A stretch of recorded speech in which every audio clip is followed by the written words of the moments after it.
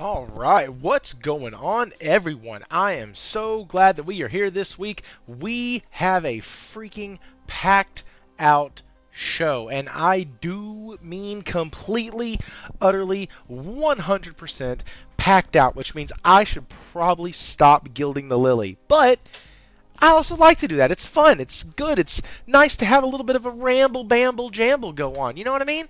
No, I'm just kidding, guys. So we do have a great show tonight. It's Marathon and Arc Raiders. I got It's Just Henry on here. Henri Heck, ya boy, the boy. He is going to come on. We have him going to give us some thoughts on Arc Raiders and Marathon. There's kind of conflicting things going on in the media with both of those games, so want to get it from a guy who actually has boots on the ground in both of those titles. Also, Expedition 33 broke another sales goal of theirs. I think they're done breaking all of their goals. I think they're just completely beside themselves, so we're going to just talk about that briefly. Then GTA 6 got delayed to 2026. It now makes sense why a lot of these other games are getting released when they are, but GTA 6 did get delayed, so we're going to be discussing that a little bit tonight. And then Xbox gets new hardware, guys. Xbox gets new hardware, yes sirree. Whew. If the leaks are true, if the rumors are true, then my goodness, new hardware is on the menu. Gears of War Reloaded, speaking of new things, Gears of War Reloaded is coming everywhere. It's going to be on the PS5, PS5 Pro, it's going to be on PC, Steam, Xbox Play Anywhere, Xbox Series X and S. It is going to be everywhere, and I do mean everywhere. And that is coming out in August. And then we got a new studio from PlayStation popping up. We now know where the Bungie people who left, who got left from Bungie, where they have gone. They have formed a studio called Team LFG, and Henry actually did a video on this a while back. He posted the link that we're actually going to use tonight, but speculation that they're working on a Gummy Bears game? And yes, you heard me say that correctly. A Gummy Bears game. Which, mind you, I love biting the heads off of the Gummy Bears just like anybody else does, but a Gummy Bears game? So, anyways, we're going to discuss that. I don't know what market they're trying to attract with that. I don't know who they're trying to get with that, but yeah, we'll be discussing all of that tonight. Real quick, right before I get to the guest, if you could hit that like button, subscribe if you have not already. We are on our road to 1,000, and I am trying to get there as fast as humanly possible. Y'all can help out a ton with that. Speaking of helping, if you could leave a comment on the video if you're catching this on the run back. It helps tremendously. It helps raise visibility with the video, and so it's truly appreciated. All right, guys, with all of that being said, let's go ahead and get to our guest, which we all know that is the main reason you come here. So, our guest right now, if I could unmute them. Hang on. Here we go. What's going on, guys? How are y'all doing? Doing fantastic. How are you, my brother? Man, I am good. Good to hear your voice, dude. You got that like smooth voice about you. It's good to hear it. Henry, how are you, man? Oh, I'm super solid, man. Super solid. You know. You feel me. Super solid. I do. I made a joke in the Discord earlier that I'm just going to drop a topic and let y'all talk about it so I can play Expedition 33. Wow. I wouldn't dare play Expedition 33 doing a pod. Dude, there's no way in hell I could get those timings down in that game. No, because I do have certain games that I play during a podcast or whatever. That's not one of them because I be so caught up in what's going on. You ask me a question, I'm not gonna answer you. You know what I mean? So I won't dare. I got certain because I've been playing Like a Dragon Ishin, and it's kind of a game that I can read the subtitles and I can read and listen at the same time. But when it's something like Expedition 33 to where I'm wrapped up in what's going on in the story, I can't do it.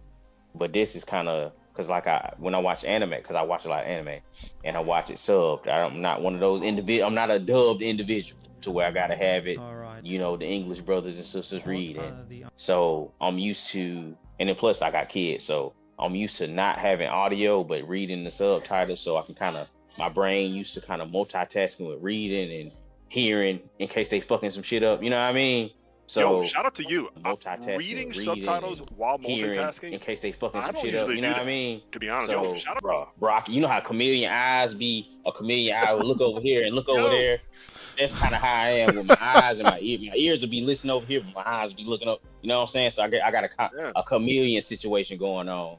So I can listen, I can read what's going on, but also my ears be like, are they upstairs putting stuff in the toilet? You know what I mean? So I can hear what's going on, but also I'm reading what's going. Cause even one of my homeboys, he said, cause I do play a lot of games with the volume all the way down, but subtitles on. He like, man, how you know what's going on, man? Cause he one of them type of individuals. He gotta hear the voice acting and all this type of stuff. And I'm like, bro, I got kids, bro. I gotta make sure they ain't into nothing. You know what I mean?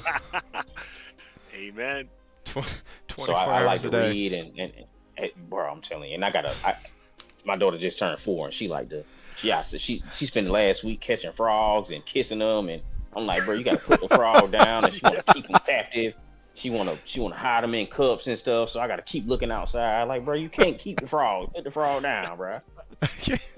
That's great. So no lie, I have my headphones on for this, and you know I have a headset with the mic and everything, and Right one on. ear is always off, and it's always my right ear because my right ear is closest to the door. So I have my left ear with the mic piece on, and then my right ear is always hanging, or my right ear is, cup is off of the ear itself because I need to be able to hear if my kid, it's bedtime, guys. Like, I need to hear if my 6-year-old's getting out of bed causing hell for the wife. Like, I gotta. No lie. My wife putting the kids to bed now, and I hear them. They just causing a ruckus. Causing Yeah, I a mean, ruckus. So, yeah, I'm like, yeah, man, Preach. my wife, shout out to her, man. She take care of business right now and getting in order. And my mother-in-law here too, so she, you know, my daughter, she's super attached to my mother-in-law. So my mother-in-law say jump, she gonna say how high, make a game out of it and whatnot. So Maybe drag things out a little bit too long. bro, and so keep it trill, man. It's supposed to be to bed like an hour ago, but it is what it is. Right. Get open back, Thrifty. You can hear the room better. Not sure what that means, but you mean like the open back Sennheisers with the, cause I got a pair of Sennheiser. I don't got this type. Oh, it's like a I do know headset. there's a and it's okay. They'll probably share with you a link or something so you can see. Open They back look headphones. dope, though. Got it. Yeah. Just get open back, and I'm like, what the hell are you talking about, dude? But yeah, that makes sense. Okay. Like, man, it's been a busy week. I think William Aguilar dropped by the chat last week, and he was like, this is the lull before the Game Awards season starts, before the busy season for gaming starts, and dude, he was not lying. And so I'm with it though. I'm with it. Dude, we got tons and tons of topics. We got tons of things that have happened this week. Some big name titles that are that got some news broke about them. Some smaller titles that got some news broke. An alpha, first look. We got everything tonight, and I'm really happy to have y'all here. Kofi, there is and I'm asking this because I wanted to start out with you because a new sale is coming out, and dang near all of the, and I believe I'm right in this, all of the Trails games are going to be on sale. A couple of the new ones rather. Trails through Daybreak. So here Trails expert, you saying? Yeah, pretty much, dude. Pretty much. Shit. And so the first thing I want to ask you about, and this comes courtesy of Falky, who might be joining us later, not too sure, but he might be joining. And he said if I had, a good brother right there. It is a good brother. Real good brother. He said if I had Kofi on here though, and I didn't ask him about Trails Beyond the Horizon, that he was going to fly here from Australia and whoop my ass. So I gotta ask you, dude. This is gonna be an expensive ass whipping. What do you think about the Legend of Heroes Trails Beyond the Horizon. Is this one you've played, or is this one that's like going everywhere at the same time? This is probably the game I have spent the most time in, hitting, I think, somewhere in 270 hours. Oh, shit. And if I were just to get myself enough time to do a second playthrough, I could platinum it easily. I just jumped to other RPGs. This game is bonkers. And to be honest, you're the first person to ask me my thoughts on a podcast, so it's very difficult to say a lot because the spoilers in this one are bigger than almost any other Trails game, and there's 12 equals. What I can say about this game is the battle system that was introduced in Trails Through Daybreak that came out last year is closer to amazing, as in they have even greater focus on this real-time and turn-based mechanics that I would say in the first game they're not really fleshed out, especially the real-time combat. This time around, they've added even more mechanics with switching between characters, with giving, I think it's 4 characters a new type of ability that you use in real time. I won't spoil on who those characters are. But when you have that power increase, it gives you an advantage if you want to switch to turn-based. That's really, really well done. There are some returning characters. I'll be honest. When the trailer originally came out in Japan, I ignored it. And in the trailer, there is something that's shown to get people excited, but I had no knowledge of it. And when I saw that in the game, without knowing about even the trailer teaser, I was like, what is going on, in the best way possible?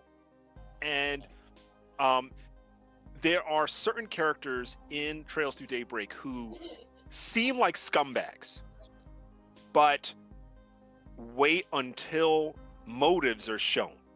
And at one day, maybe at the beginning of next year, when that game has been out for a few months, we could break down a spoiler cast. It is incredible, okay? It is better than Trails Through Daybreak. It is better than Trails Through Daybreak 2. Trails into Reverie, I don't know if I would say it's better than Trails into Reverie, because there's so many special things about, Reverie with Reen and Lloyd and Estelle all coming together. Of course, there's C. But this one, it's finally showing what humanity is about. I don't want to go beyond that, but because it's touching on like what this is all about in the whole continent, and then I don't want to say any more than that. You will be so pleased with yourself if you can make it through Daybreak 2 and of course Daybreak 1 and get to this game. I'll leave it at that. Special game. And I have no idea what the next game is going to start like. That's the last thing I'll say. The next Trails game after Horizon, I don't know what is going to happen. I'm just on the edge of my seat. So, yes. I feel like I'm Spider-Man in that meme where he's using all his webbing to hold the train, and like the train is like spoilers from this game, and I just want to like talk about all these individual events that happen in the game, but it would just ruin the pacing and the character development and big moments. So yeah, there's first of all, that's extremely high praise coming from you, knowing your history with the franchise and the series and all of that. So that's really, really high praise coming from you. Second, that's how I felt talking, or when I've been talking to anybody about like what's going on in Expedition 33. Like, you can't say anything past the opening 30-45 minutes, and after that it's just spoiler everything. Like everything. The prologue, you can talk about the prologue. You can talk about the combat, but you don't mention names. You don't mention, you mention nothing. Nothing. Just, this is Expedition 33, they're going to kill the Paintress. Why? Well, because the Paintress at the beginning of the thing writes a new number, and whoever's under that or above that number dies. Ta-da! you're going to go stop her. That's actually all I know about the game. Listen, that's because that's all any of us can talk about. That's it. There's nothing else. Like I like that. We can talk about that. We can talk about how epic the combat is, and that's it. Like, there's nothing else. Oh, and the fact that they're sorely missing a mini-map. But anyways, what's up, William? Dang, I talked about Falky, he showed up. I talked about William, he showed up. That's pretty cool. Shuhei Yoshida, that guy's pretty cool. Let's see if he jumps in the chat. Man, why not? Let's go. So, Legend of Heroes, Trails Beyond the Horizon, pretty excited. I know you're super hyped on those. That is actually something I'm looking forward to. So, I know that some of y'all might be super busy with some games, and we'll get into some other topics here in just a second. But one of the things that I'm really excited about is the delay of Lost Soul aside. Not that the game got delayed. I'm actually kind of pissed off about that. But because it got delayed, I had the realization, like yesterday or today, that I can actually run. I would actually run. Crap! I just lost my train of thought. Sorry, somebody sent me a Discord message and I lost my train of thought. You were saying you could actually run something. Oh, yes, I could actually run through some of the old games that I haven't finished yet. Like, yes. Because Lost Soul Aside was that was my start of summer game. And then I was going to jump from that over into my backlog. Well, now I get to start my backlog early. And so I can finally finish Trails from Zero because I'm about 60-70% of the way through. Yes. And so I'm really, I still have no idea what the hell I'm doing with the gem system in that game. But I keep winning fights, so I must be doing okay. Like, I don't understand the whole, I think I finally figured out that stacking gems, makes your count higher, and that's how you apply, fire and wind and whatever magic, and you increase it that way by stacking, getting that number of synergy higher. But yes. That's it. That's all I know. That's everything else. I'm just there for the story. I want to see what happens with the mob, to be quite honest with you. I want to see what happens with that little girl who's kind of a jackass on the side of the mountain talking to that dude. She's playing every side. And anyways, that's my favorite villain organization in most of Trails. It's tough to rank, but it's Red Constellation. I don't know if you have seen a lot of Red Constellation. Okay, you might see them in the next one more. Okay. I love the villainry. So We'll talk about that later. Yeah, let's get into Marathon, because there were 2 articles written by the exact same person. And oh shit, Marathon baby. 2 articles written by the exact same guy. And here's the first one by old PT. The final Marathon closed alpha review. How did it go? Okay, just the headline already makes you go, oh yeah, well, how did it go? Then you have the other article, which is the Arc Raiders Alpha gained players nearly every single day. One sounds a whole lot more positive, but that's neither here nor there. And it might have good reason. A lot of people have said a lot of shit about Marathon. I've heard a lot of negative about it. A lot of it needs to cook longer. A lot of, it felt good, but something just seems weird and off. It's not their best work. It needs to cook for a lot longer. And, there's an old saying that a lot of people say a lot of shit, but what do you say? Right? And so, I can't talk on this game. This ain't my game. This game never not once looked and said, ooh, Thrifty, this game is for you. Nope, not once. This is not for me. And I know that. And guess what? I'm okay with that. But that's awesome. I'm glad you say that too. 'Cause I feel like some people should recognize that and say that, but a lot of people don't. You know what I mean? Some people take their opportunity to how you say yuck other people's yum. That's right. That's right. Yes, but I'm gonna let you finish, and then I'll get into the No, I rhythm mean, roll. you're absolutely right. Being able to sit and look at a title. We were talking about this in the Discord earlier, which, by the way, there's a link to that. Join the freaking Discord. We have a blast in there. But it's popping 24/7 up in there. It quite literally is popping 24/7. But we were talking about it earlier, that I don't have to shit on a game in order, or I'm sorry, I don't have to necessarily think a game is the best and greatest and best game ever, in my opinion, for me to be able to recognize, oh, that game has an audience. That game is for That's some powerful. peoples. That's powerful. Right? Like, That's powerful. dude, GTA 6 is coming out. Now, next year, we're going to get into that a little later. I have no desire in anybody's world to put that thing anywhere near my PS5 Pro at all. Oh, you gonna put it in there and you gonna put it on there. You understand me? No. You gonna put it in and on. Here's the problem, though. Like, people look at me and, not in a joking way, go, man, I can't even believe it. How do you call yourself a gamer? You don't like GTA? That's the best game that's ever going to... No. It's not now. I'm not even sitting here bashing the game. I think it looks absolutely stunning.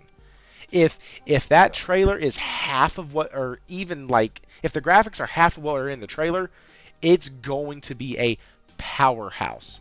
But anyways, Marathon and Arc. I don't want to look at these articles from old PT. I want to hear from Henry about your experiences with both the alpha and the Arc Raiders game. Okay. All right. First and foremost, in Marathon, I have. Hold on, it's my wife. Hold on, I got 36 hours in Marathon, and I have 27 hours in Arc Raiders. So I put some time in. I put some time in there. You know what I mean? Locked in. Let me shut up and listen. I put some time in there, and I'm in both of the Discords. And aside from, I'm not gonna touch on the, generic rigmarole of people pitting them against each other for no real reason, because they both offer different, gameplay experiences. Marathon is a much more engagement, firefight focus, and they're supposedly gonna have ranked, so it's much more a PvP focused take on extraction shooters, whereas Arc Raiders is a much more kind of survival crafting style take on the extraction shooter. Now, personally, I enjoy Marathon more because I like PvP more. So, but I can also recognize that Arc Raiders will probably be more popular because it has a kind of a Star Wars, type of vibe to it. The visuals are much more easier on the eye, and you can hop in there solo, mosey about, collect resources, extract, and you can do that by yourself, and you can do all this without getting into a firefight. Whereas in Marathon, you 100% get into a firefight. It ain't no ifs, ands, or buts about it. The NPCs are smart, and in order to get to certain resources, you got to interact with the NPCs, and more oftentimes than not, enemy teams, which Bungie send people off in threes. That's how they like to design a fire team. So you're not gonna come across another solo. If you're playing solo, you're not gonna come across another solo player. It's just not gonna happen. And it's 18 people. Hold on, my wife sneezes. Okay. Bless you. So it's 18 people. She going like a sneeze machine gun thing, and she just But anyway, it's like 18 people on the map. I'm not sure, and it's my ignorance, I'm not sure how many individuals are on the Arc Raiders map at one time, but it's the way they have it laid out, it's a huge map, and you pick certain hubs to where you drop off in. Marathon isn't like that. They have, you have access to 2 maps in the beta, and they're kind of small, but they're decent size. Like if you picture a regular 6v6 map, it's probably like 3 times that size. It's a solid. I don't know if you played Ground War in Call of Duty, like the map is that size, the Ground War map size. So if you played Ground War, that gives you a general idea of how big the map size is. But this is how I explain it, because I put a tweet out about this, a post out, because you don't call it tweets no more. Anyway, if you into a scrap, you want to shoot people, you want to get in gunfights, you want to get engagements, and you trying to sweat, Marathon is for you. And you like a sci-fi vibe, because I kind of paint it as like an Aeon Flux. And when the individual put out the art direction, he put in there Ghost in the Shell, which is similar to Aeon Flux, but kind of, if you've seen it, you know. Yeah, I mean, you know what you know. Whereas Arc Raiders is super vintage Tatooine Star Wars style with the dust and sand and stuff like that, and you using they ain't blasters, but they kind of act that way because when you shoot an individual, you got to shoot the shield off. Sound design is amazing, and when you knock the shield off, it give a certain sound. And the guns, they kind of, you actually working with scraps, and the guns perform like scraps. So it's not designed as like a PvP focus, because me in a gunfight with you, is the guns are inconsistent. You got a gun that shoot 10 bullets, but then when you reload it only reload 2 bullets at a time, and you know what I mean, it's not really designed as a engagement style game, which the PC community love that, because they like the crafting, they like the survival, and they like a big open world that look good and sound good, you know. But if you more of a Call of Duty head to head, let's scrap and this, that, and the third, you're gonna jump into marathon because you hop in, scrap, get your materials, hop out.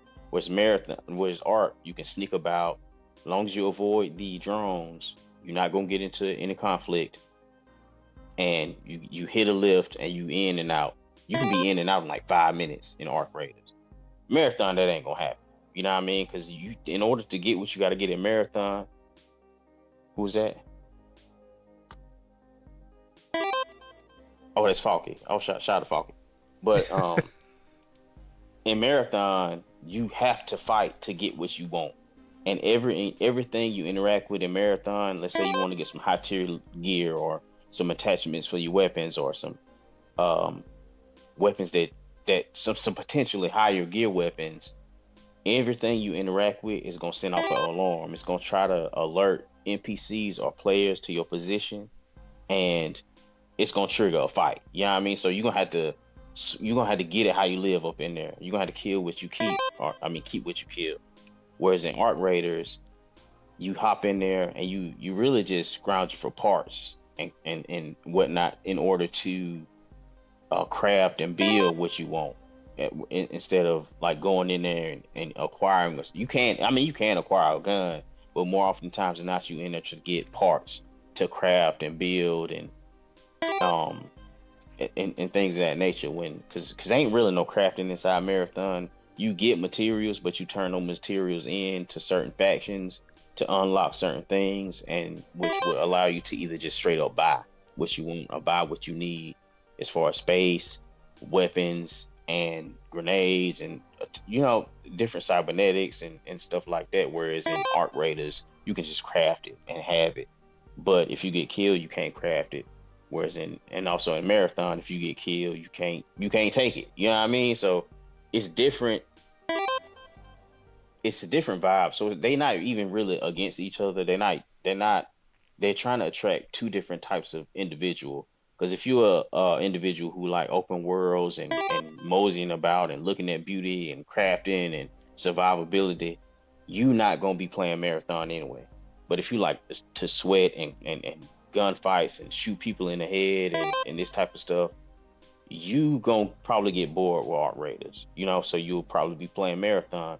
But I will say, Arc Raiders is probably gonna have more of a player base at the start. People gonna gravitate to that at the start, but I do feel like a month into it, people are gonna start to get kind of bored with it, and then tone back and go play something else just by because even me, with the amount of time I got into it, and I'm a more PvP guy, like day 2 I was kind of like, I'm about to go play Marathon, because even though Marathon was up more and I had less time with Arc Raiders, I still wanted that player versus player interaction. And there is that in Arc Raiders, don't get me wrong, because I partied up with Willie Game, or I partied up with some people and we did get in scraps, but it's less often. Like in Marathon, it's 100% guaranteed it's gonna happen. In Arc Raiders, it's not really. It's like a 50-50. It might happen, it might not happen. You can avoid it completely. Most people like to avoid it, because even though I was playing solo, I came across an individual and he hopped on comp because they got proximity chat on there. Marathon don't got proximity chat. They need proximity chat. It's one of my issues. But Art Ray, and he hit me. He was like, I heard whispering. I was like, yo. I was like, who is that? An individual peeked around the corner, and he was like, you cool? I was like, yeah, I'm cool. Dude, I'm that's not sick. scrap right now. Yeah. I'm like, I'm not selling the scrap. It is. That is pretty cool. All I took up with me, because I was just trying to get some materials, so I took what's called a hairpin.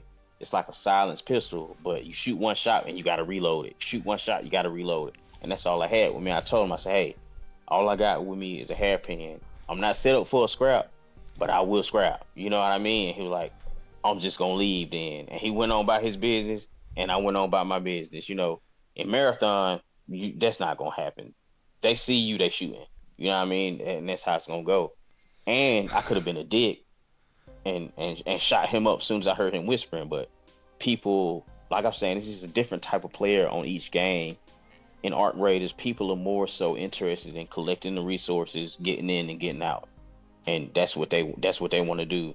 And it's like a leisure kind of, I don't want to say cozy, but it's kind of it's real leisurely and chill. Whereas marathon, like if you hop in marathon, if you ain't ready to bust no cap, don't even boot it up. Don't even go over there because you're gonna have to scrap. And don't go in there solo. You can do it solo. Because I did probably 10 rounds solo. I was successful. Out of those 10 times, I was successful 3 times.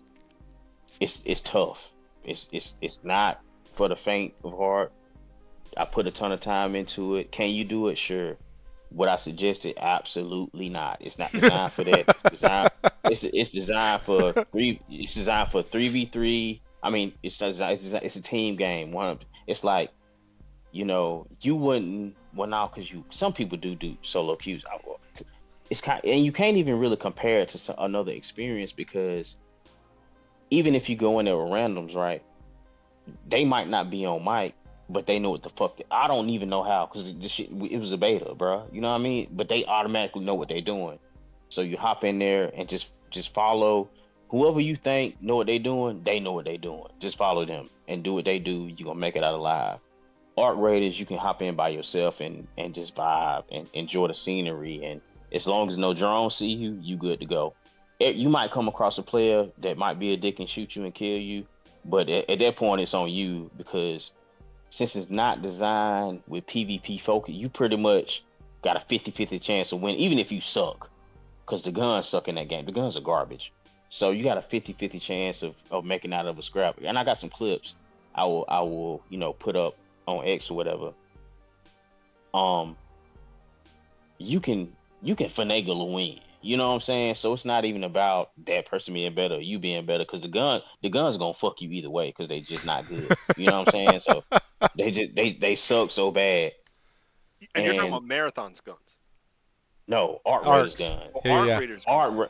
So hang on, let me shout out these two things, and then I got a couple things, and I want to introduce Falky and all of that. So give me just a second.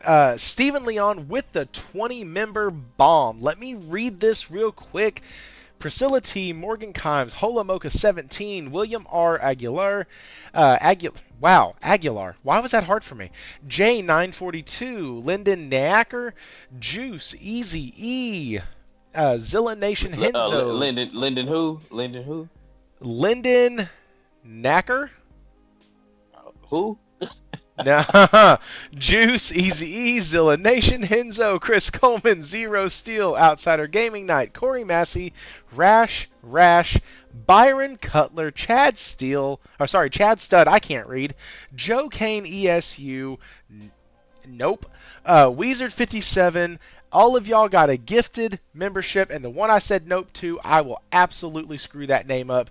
Kofi, if you can see who got it, you would probably be better at reading that than I am. Where's the name? Sorry, I'm not in the. Go to the YouTube. It's in the YouTube, but it's the only Asian-looking name on there. Okay. And I can't. I'm not even going to try. And then Steven actually had a question, but before I get to the question in his super chat, Falky, how are you, sir? Good, thank you. How are you? I am the good. Meister. Sorry that took so Someone long. left the door open, and someone left the door open. I just wandered in. It's like a stray cat. No, it's fine. We have no food, so. Oh, dang it! I smelled the barbecue, and I thought I'd jump in and grab a plate. But That's right. anyway, Oh. I'll have a crack at pronouncing it. It's Hiei Kobayashi. Hiei Kobe. Hey, you know Hiei what? Kobayashi. That actually probably works. That actually, yeah. He'll let us know if it's wrong. He'll let us know. He will. So, Falky, do you have any thoughts on Marathon before I ask Steven's question? It looks okay. Have you played It's it? got a market share. Oh, silly. No? I can't play those sort of games. I'm too slow and old for that. Nah, man, you got it, bro. You're not too slow and all. Oh, you got to have something to shoot at, I guess. The That's a fact. yeah. It looks okay. It looks okay. It looks good. The gameplay looks alright. The premise looks okay. The pricing point, I think, is not going to be. It's a storm in a teacup of who's made a deal out of it so far. The real litmus test will be whether it picks up the gaming or the gamers that it needs to survive and where they get them from. The last thing they want to be doing is pinching players from Helldivers and those sort of PvE games to come over and do an extraction shooter, but it's not like there's an awful lot of extraction shooters there that offer that more, I don't want to say cartoony style, but it's almost like it's a sort of quasi-anime style or animated style sci-fi feeling. The other similar games that are out on the market don't really have that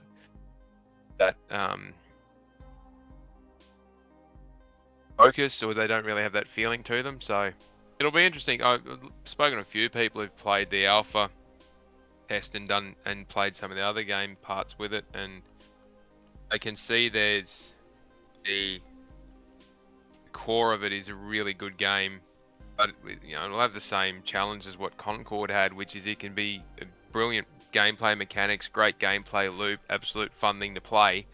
But if it can't attract the interest of a base of, not just a couple thousand people in total, but tens of thousands of people engaging week in, week out, then it does run the risk of becoming irrelevant, which I think is worse than what happened with Concord.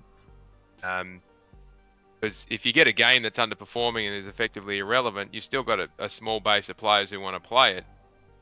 They've paid for it, and you go and turn everything off. It's a catastrophic nightmare to deal with from a PR perspective. If you've got something that's full live service and you didn't have to pay big dollars to get into it, and you haven't got a lot of money invested in it, well, turning it off and you only got a few hundred people there, the turning it off is not an issue. But it'll depend a lot on whether it's going to attract that crowd, I think, and it's probably best to reserve comment on its performance until it actually gets out there and has a crack. Yeah, I'm interested. I know that I kind of like the way Henry described it, like, hey, these things are in two different camps. Like you have that person that wants to be ultra competitive going over to Marathon. You have the person that wants to be more kind of go with the flow, not ultra competitive, kind of in your own headspace that night, going over to Arc. So I think I like that. Steven Leon had a $10 super chat. Thank you, Steven. He said, Marathon is more my son's cup of tea. Arc looks like I could get into. I'm a hold-off judgment on both of these games till I get my hands on them. I'm glad Henry is on stating on what he played. Yeah, man, that's one of the reasons I was glad that when I sent out the list of like all the dates and everything, Henry actually picked this one and was like, dude, I can do that because I'll be wrapping up both of these betas or alphas or whatever. And I was like, oh, dude, that's really sick. Cool. Because I know that he plays these type of games. These are for him. You know how some people come out and say not every game is for every person? Like, these are for him. And if you can't get him to latch onto your game, you might not have a shot. That's all I'm saying. Like, that's all I'm saying. So having somebody on here who plays those games a lot is about the same as having Kofi on here when a new JRPG from a predominantly Eastern studio comes on. Like, I know that he has that in the bag. He's probably already played it. So, Henry, any other thoughts before we, any other thoughts before we get on to the next topic? I just got a couple of negatives for both of them. Oh, I want to hear these. And these are some, because when I'm inside both of the Discords, I kind of look at what are some criticisms that are, actionable, aside from things that people list out that's not realistic. I seen one guy post a clip of the inventory saying, "Oh, this is not innovative." Like it's inventory. How you gonna innovate on inventory and extraction? It's not gonna happen. You know what I mean? Aside from adding categories, but inside of Marathon, one of the things I would like to see, aside from customization, of course, is being able to trade equipment and materials with individuals inside of your group, like your fire team. You group up with some people. Let's say me and you group up. You have a gun, and you're lacking a scope or some attachment on your gun, and I have that scope. I should be able to give that scope to you before we head out on a drop.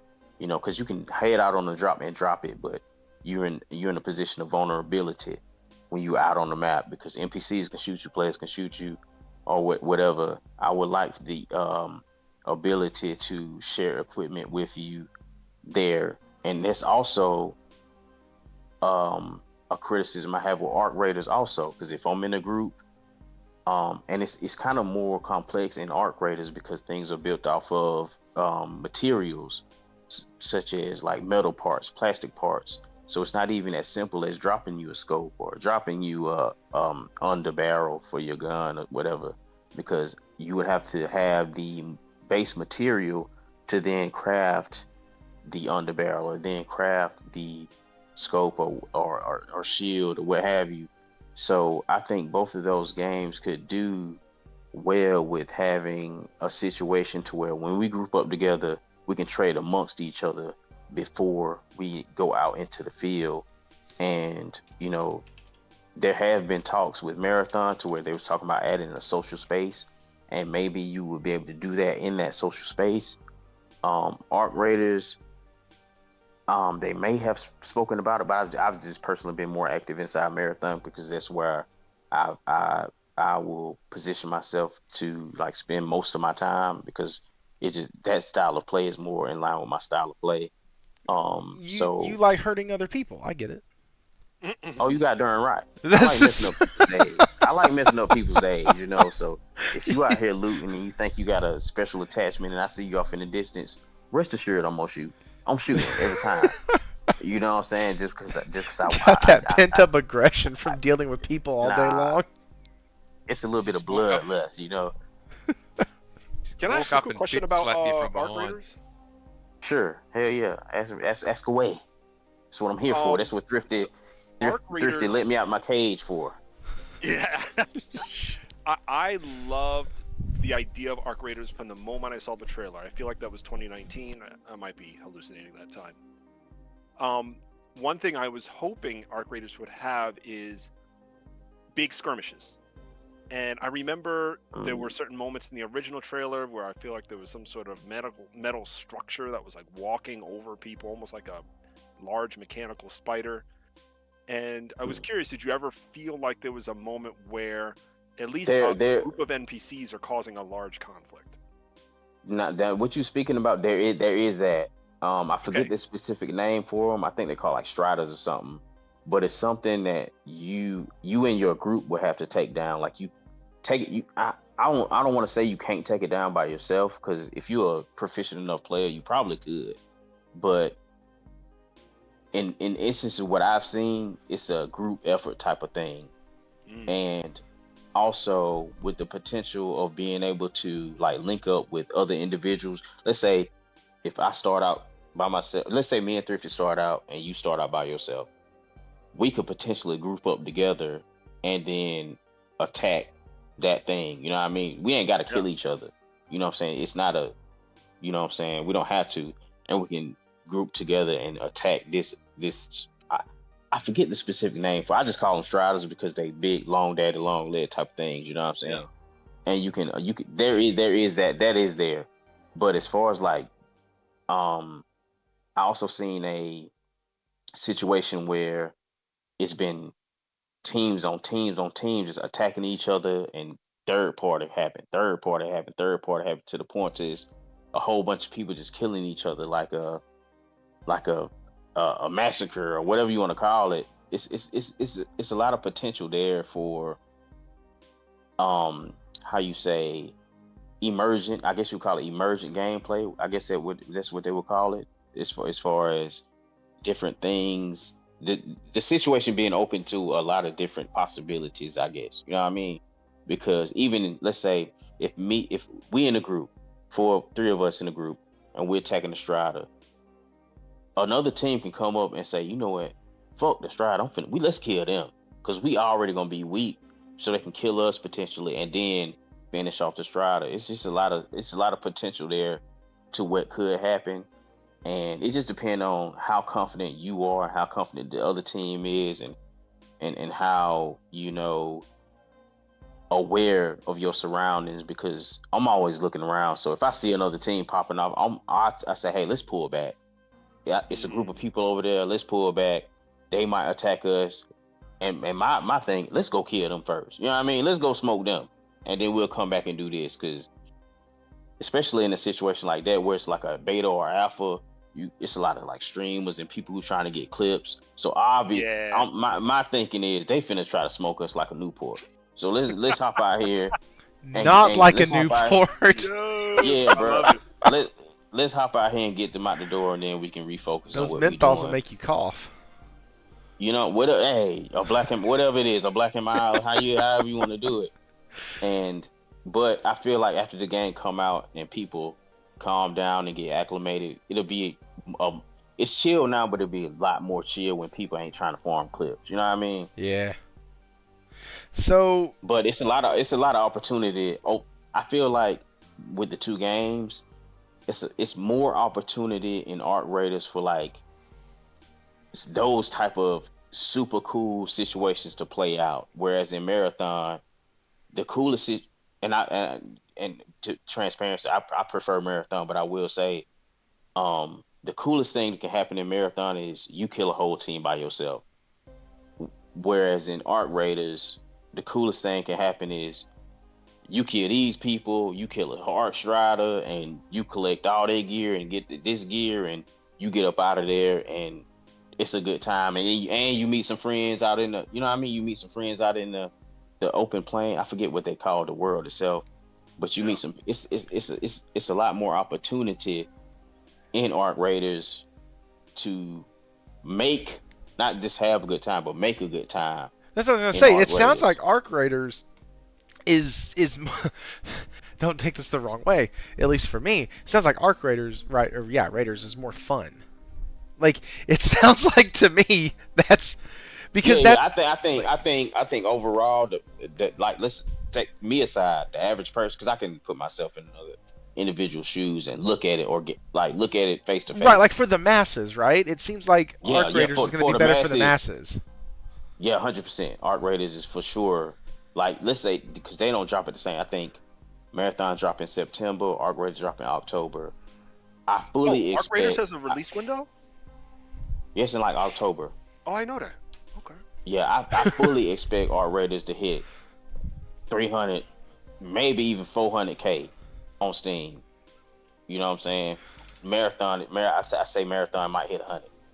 Might hit 100. You know what I mean? You know, just because the appeal and openness of Arc Raiders it's gonna have more mass appeal.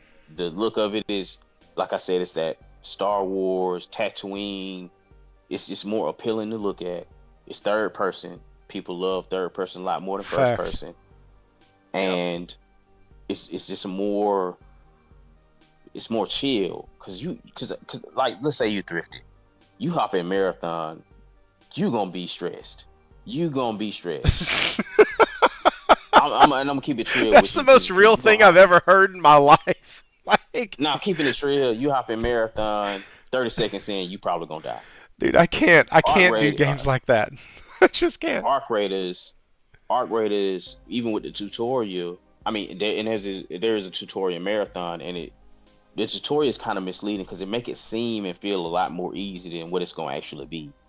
For Arc Raiders, they walk you through the situation, and even when you drop down into your actual missions on Arc Raiders, it's still kind of in a way feel like the tutorial because ain't nobody pressing you to kill you, you know, and you can see the drone, you see what you need to see. I mean, you see what you need to avoid, and they explain it well. So if you avoid the drones, you can collect what you gotta collect and get up out of there. You know what I'm saying? Whereas in Marathon, the way it's explained, it's like, oh yeah, because you go through the tutorial, you're like, oh man, this is chill. But you drop down to your first mission, you getting gunned to sleep. NPCs is not playing. These NPCs are serious. They want your blood, they want your baby's blood, they want your wife's blood, they want you dead. You know what I'm saying? And then on top of the NPCs, it's also players that also want you dead. Art is not like that because it's I feel like I said, bro, if you want just a balls to the wall PvP experience with extraction shooter elements, go Marathon. If you want a crafting survival style game with extraction shooter elements, go Arc Raiders. You know what I'm saying? And like I like both of them. I'm gonna get both of them, and I'm gonna just alternate, you know, betwixt the two. And like I said, I prefer Marathon, but I can also understand and see that Arc Raiders is gonna have more mass appeal and probably largely be more successful overall, at least initially. You know what I mean? Yeah, that's kind of what I'm thinking. There's a few things that I've been looking at from people, and like Steven in here was earlier, not Steven, sorry, William was in here earlier, and he said that in his opinion, Marathon should get delayed and just do like a couple things, just work on like some of the foliage, bringing it up to like standard because he said some of it looks pretty rough, and then like just working on some of the other issues. I can't find the chat, but he had said that it felt like, for him at least, that Marathon needs to get delayed a little bit.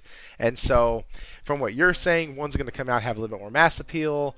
They're not supposed to be releasing at the same time, are they?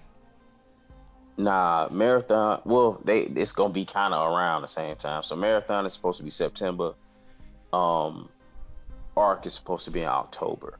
Gotcha. And So yeah. as far as the the visuals, the art style is purposeful. And my take on that is, I think that they kind of went how you say lead foot on the gas with that because they didn't want it to look, because we see Destiny look good.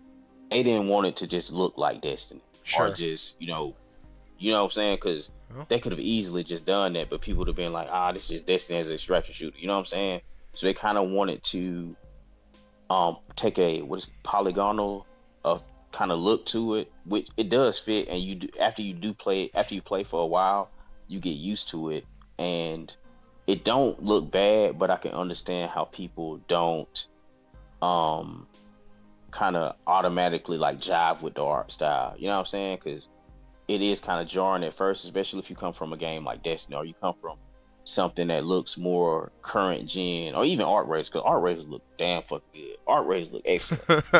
and so you go from one to the other. It's kind of, I got used to it, of course, just because I mean, you understand, different games got different art styles. That just is what it is. And just because this game art style is this, don't mean it look like shit. It's just different. You know what I'm saying? Whereas Arc has a more realistic, and I keep saying Star Wars because that's what really, it's like a Star Wars Doom style art style. Whereas in Marathon, they kind of forced to try to do something new and try to do something different. Yeah. Otherwise, by default, people, this is Destiny. It's just Destiny, right? Yeah, it's just Destiny, and I get, on the one hand, it's like they probably should have just did it that way, but on the other hand, I do understand how Bungie is trying to be this multi-game studio, and how this team is wanting to differentiate themselves from Destiny, so they're going to take certain steps to make sure they don't look like this, because it's some guns in there that's like, oh, this remind me of this gun, and this remind me of that gun, but they purposely designed it in such a way to where it don't look like that. And then you can also just put yourself into the shoes of the shell you're in and just say, hey, this might just be how the shell I'm in this game is. This how they see the world. You know what I mean? They might just see the world as polygonal. You know what I'm saying? Because you are playing as kind of like a cyborg android type of situation. So it's different ways they can explain it, but I do understand how people would say, oh, they need to cook more because the bushes don't look this and this don't look that, and you know. Well, but it's also an alpha. We'll see as this gets closer. That's a fact. You know, speaking of things coming closer, wow, we had some news drop about a specific title that, not only is it not new, but it's about to be coming right around the corner as well. And if I can get my daggum browser to pull up, we can look at it. We got Gears of War Reloaded coming literally everywhere. Literally everywhere. Well, let me rephrase that. Everywhere except the Switch. it's coming. It's coming on the Switch, baby. Is it really? I'm just playing. I don't know. Oh, I was like, dude, no. There's no way. But Falky might got some inside information. Falky, what's the tracking report say? What you got? It'll be there. It'll be there. You think it'll be there? It'll be good. Well, it has to be. They've got contractual obligations to put stuff on the Switch, so. For 10 years, right? Yes. I thought that was just Call of Duty, though. No, there's heaps of other stuff that's going to land on the Switch. Oh, I knew that there was. I just didn't know if this was one. No, it will get there, but the information I have is it will get there. It has not been announced for the Switch 2 because Nintendo doesn't want anything other than what they want to announce for launch in June, which is, what, a month away? Yeah. So that's scary. Switch 2 out next month. Go sell your left kidney if you want one. The 4 to 6 week launch window, and then a couple of months after that, you'll likely see this and the Indiana Jones game, if that hasn't already been mentioned, and a couple of other of these remake games coming out from Xbox, like proper Xbox games, not the ZeniMax or the Activision ABK stuff, but genuine Xbox first-party in-house incubated studio-made games will land on the Switch 2 probably sometime just before Christmas. You said it'll land on there sometime before Christmas?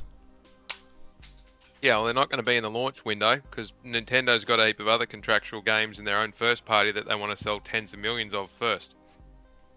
Well, so, I mean, but it's part of the learnings of launching a new console, right?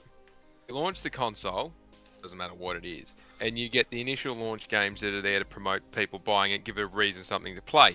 But 4 to 6 months after you launch it, you'll usually have a glut or a massive downshift in, well, everything that was there at launch has now been bought and played. What have we got coming down the pipeline?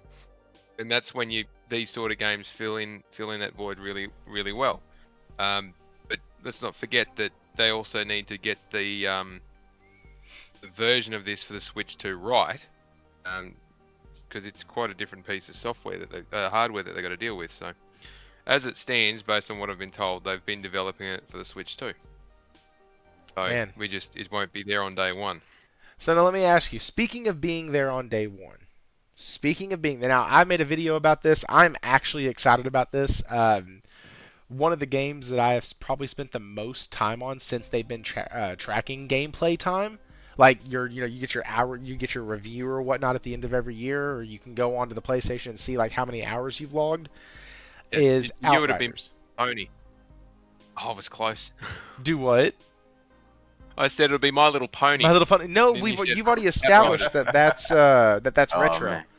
But no, like, It's Retro's favorite game. as a matter of fact, when Henry was talking earlier about Ark, I was like, huh, that kind of sounds like you're going in, you can hang out with the team, you can do it solo. Yeah, it kind of sounds like a little bit of Outriders, kind of the way that was built as like a PvE. But like those type of over-the-shoulder, third-person shooters, I actually really, really enjoy them. I enjoyed games like PsyOps back in the day, games like Control, like those type of games, over-the-shoulder shooters are extremely fun. One of my favorite missions in Spider-Man 2 was Mary Jane with the gun because Insomniac like knocked that section out of the park. It actually felt good to play with her with a gun.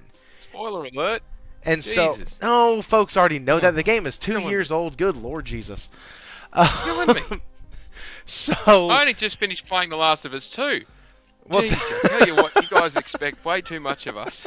way too much of us. Buy them day one and play them in the first week. I Hey, don't know. listen, there's people who have already like beaten, and y'all can't see this, not yet, but like beaten the Expedition 33, and I'm sitting here going, man, I got 32 hours in that damn game, and I'm halfway through it. I just clipped 50% last night. Like, I'm literally dead nuts halfway through Act 2, which is the middle point of the Slow game. ass. Like, now, did you beat it already? I haven't even bought it. I don't pay for The- the full price when you go. I'll wait till they're on sale for $20 2 years later, and then I buy them. So, my question is, after all of that bullcrap that I just said and all getting us off track, are you getting Gears of War Reloaded, or did you play it before? Does this even interest you? I played the original Gears of War way back in when they first came out on Xbox, and I haven't touched them for. I think Gears of War 2 was the last one I played. I haven't played 3 or any of the other ones. I haven't played the more recent one that had the Hive Busters DLC, which I thought was a good opportunity for them to keep it going, but they chose not to. But I'm definitely looking forward to getting this one and shooting Retro right in the face as soon as I can. So that's kind of what I'm looking forward to, because it feels like that kind of game. People Can Fly have been announced to be working on the new one in conjunction with the Coalition, I think. And so like this series has been, and then knowing everything's coming, Xbox Studios they're putting their games, multi-plat now. So like knowing that these titles are coming, that's the only one that's ever interested me. And then I saw PCF put their name to it, and I was like, oh, okay, so two things are going to happen with E-Day. It's going to come out as a broken, bloody, buggy mess, and it's going to be fun as hell. Like, those are the two things that I can tell you if PCF is on the title. And so I'm actually really excited. Let's, Kofi, man, we have a history, bro. These have been things that we could only speculate from way back when that would ever happen. So I want to know your reaction, like, to the news that it was coming to the PS5, but then after that, I want to know if you're actually going to be getting it and playing it. Oh, man. Okay, so I remember first hearing more concrete rumors from a leaker who was on a podcast with me. I believe it was Crossfire, hosted by the great Mooch. Shout out to Mooch. Shout out to Mooch. He had a guest on who has a friend that was able to see some data on the back-end store for the PSN. And the things at the time, this is like maybe 6 weeks ago.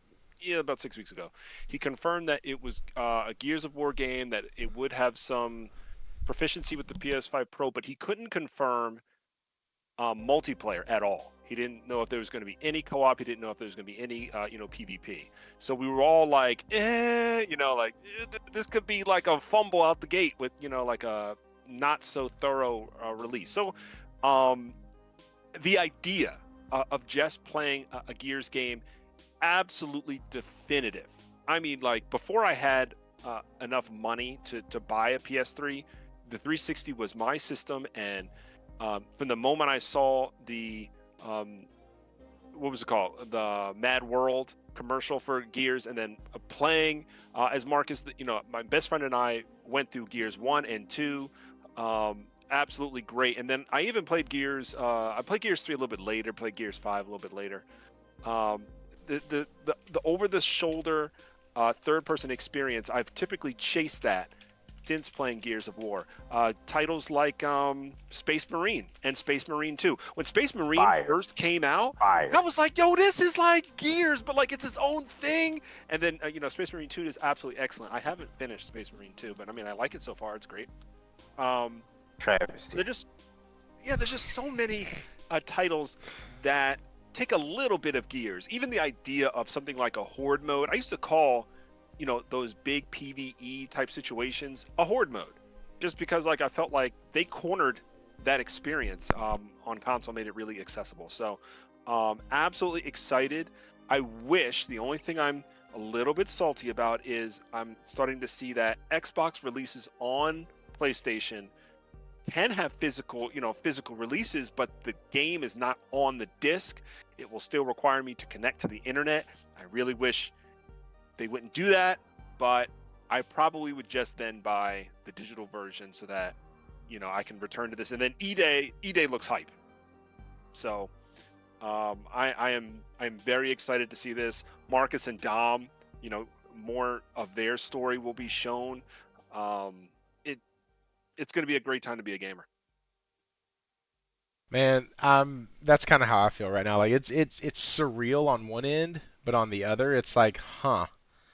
Yeah, that's actually pretty cool. Because I've never played it. And it's a title E-Day I knew was already coming.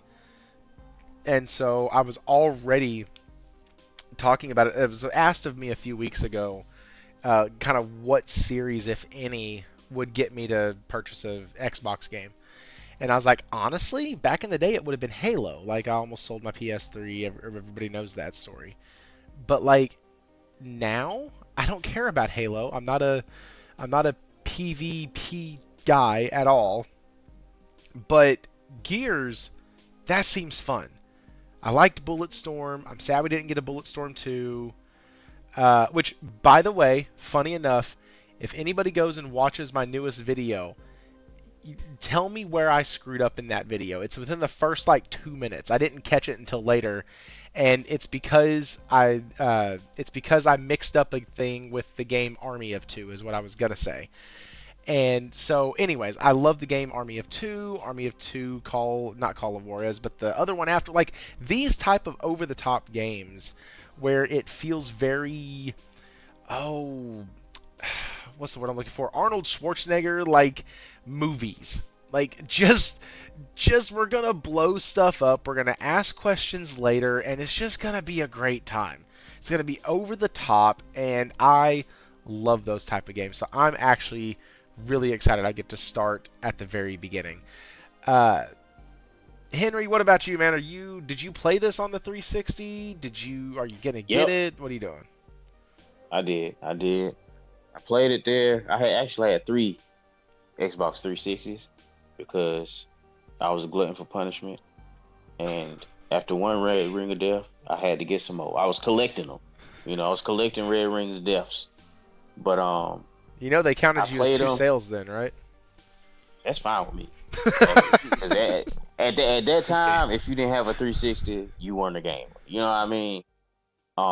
But I am looking forward to, replaying them in a more up-to-date, more polished experience with some of the homies, because we've met some new homies, and it's especially inside the community, so it'll be tight to, run through these joints with them and replay and remember, because I don't remember exactly everything that went down, so it'll be tight to play it through again and go through remember some experiences that were powerful back then and be even more powerful now with some people who I've recently connected with, and we experienced it together. Like you never played it before. It would be tight to run through the storyline with you. Dude, that would be sick. I was thinking about that the other day when Josh was saying he'd run through the story again and like to get some multiplayer in. I'm like, man, all these guys are Yeah, I've played this, and I'm coming to the party late going, dude, it's $40, which, by the way, thrifty seal of approval on that shit.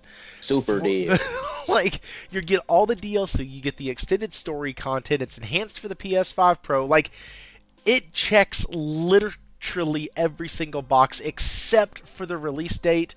I'm going to have to find a way to shove this right smack dab in between Lost Soul Aside and Ghost of Yotai, and I don't know how I'm supposed to do that. I'll figure it out. You can, cause like me, I'll have a game where, okay, so like right now, I've not been really playing. You'll figure it Expedition out. Thanks, 33 Falky. Appreciate it. Because I've been bouncing between the Arc Raiders and the Marathon, so I've kind of had Expedition 33 on the back burner. But usually, I will have my main multiplayer game, I will have my main story, single player story game, and then I also have like a smaller indie type title that I'll be playing on the portal. So I have 3 games in a row. So you can fit it in there. Yeah, I mean, you can fit this in there betwixt Lost Soul Aside and Yote, even if you have to, link up with one of the homies on a Saturday night or Sunday evening or whatever on the portal, because we got to check it out on the portal. We ain't got no choice, because you know what I mean. We got to check the playability when it comes to these games on that PS Port. Yeah, So I I think it's got gonna faith work. in you. I think it's gonna work. I think it'll work great on the portal. Listen, that whatever they did with the portal and this last update, the one, not the last update, but the one when the PS5 Pro came out, I don't know what kind of magical juju witchcraft sauce they put in that stupid thing, but it doesn't stutter, it doesn't glitch. As long as you have a little bit better of a connection than just a string and two soda cans, you're gonna be able to play your game. Like the portal a release versus how now. Night and day. It's totally different. Night and day. Totally different. Like, night and day. Completely 100% different. And as far as, Hero, yes, sorry, the physical release, something we have not talked about. There is a Spanish retailer website that has listed it as a game on there with the ability for a boxed PS5 version. It has not been confirmed or denied by Microsoft, but this does give me hope. This, if I can get it physical, that is definitely a day one buy for me. If I can't, then I'm going to wait for that first sale, because I have so many other things coming out at that point, I don't care. If I get it physical, I can pop it in, try it for an hour or two, and if I don't like it, I can take it right back and get a little trade-in value or what have you off of it. So that's the only reason I really, really want a physical version of this. Lost Soul Aside and Metal Gear in August, September, Borderlands 4th in October. Yeah, dude, the Q3 of this year is going to be absolutely fucking packed. So September's crazy. Question. Yeah, go ahead. I was just say, question. Was it only like 8 or 10 weeks ago the comments were, what's PlayStation going to have to play for the for the second half of the year, and now a couple of weeks later everyone's saying, oh, it's too much, it's too much, it's too much. Like, calm down. Just because they don't tell us what's happening in 6 months' time doesn't mean we're not going to get anything. Their world is not going to come to a screaming halt. Look, just sort of touching more on the Xbox games coming to PlayStation and what the back end of the year looks like. You've got the GTA 6 shifting, which we'll talk about later. GTA 6 shifting creates a massive gap in September. But when Ghost of Yote was announced as a blog post announcing the launch date, by all things, and they said, bang, it's happening in October, isn't it? I don't remember the date now. There's so much going on. It's October 4th, I believe. Yep, and then Borderlands 4 gets shifted forward 2 weeks to be here, and then all of a sudden things just started dropping in line. And GTA 6 said, "Are we on May 2026?" And I'm pretty sure has said way back when, might have even been last year, that it will be a 2026 game. But pay up those who owe me, by the way. The impacts of that gap. All of a sudden, now there's a heap of space for titles to flood into that, which we should get more announcements for. But the the benefit there with Xbox is some of these games that they've got a massive catalog for remasters and remakes that they can make really good money off. And the last quarterly financial reports for them, I promise I won't go on a TED Talk here, indicated that is a viable option for them, and they've actually started to put positive performance and outdo their expectations because they are putting games on PlayStation and selling the friggin' things.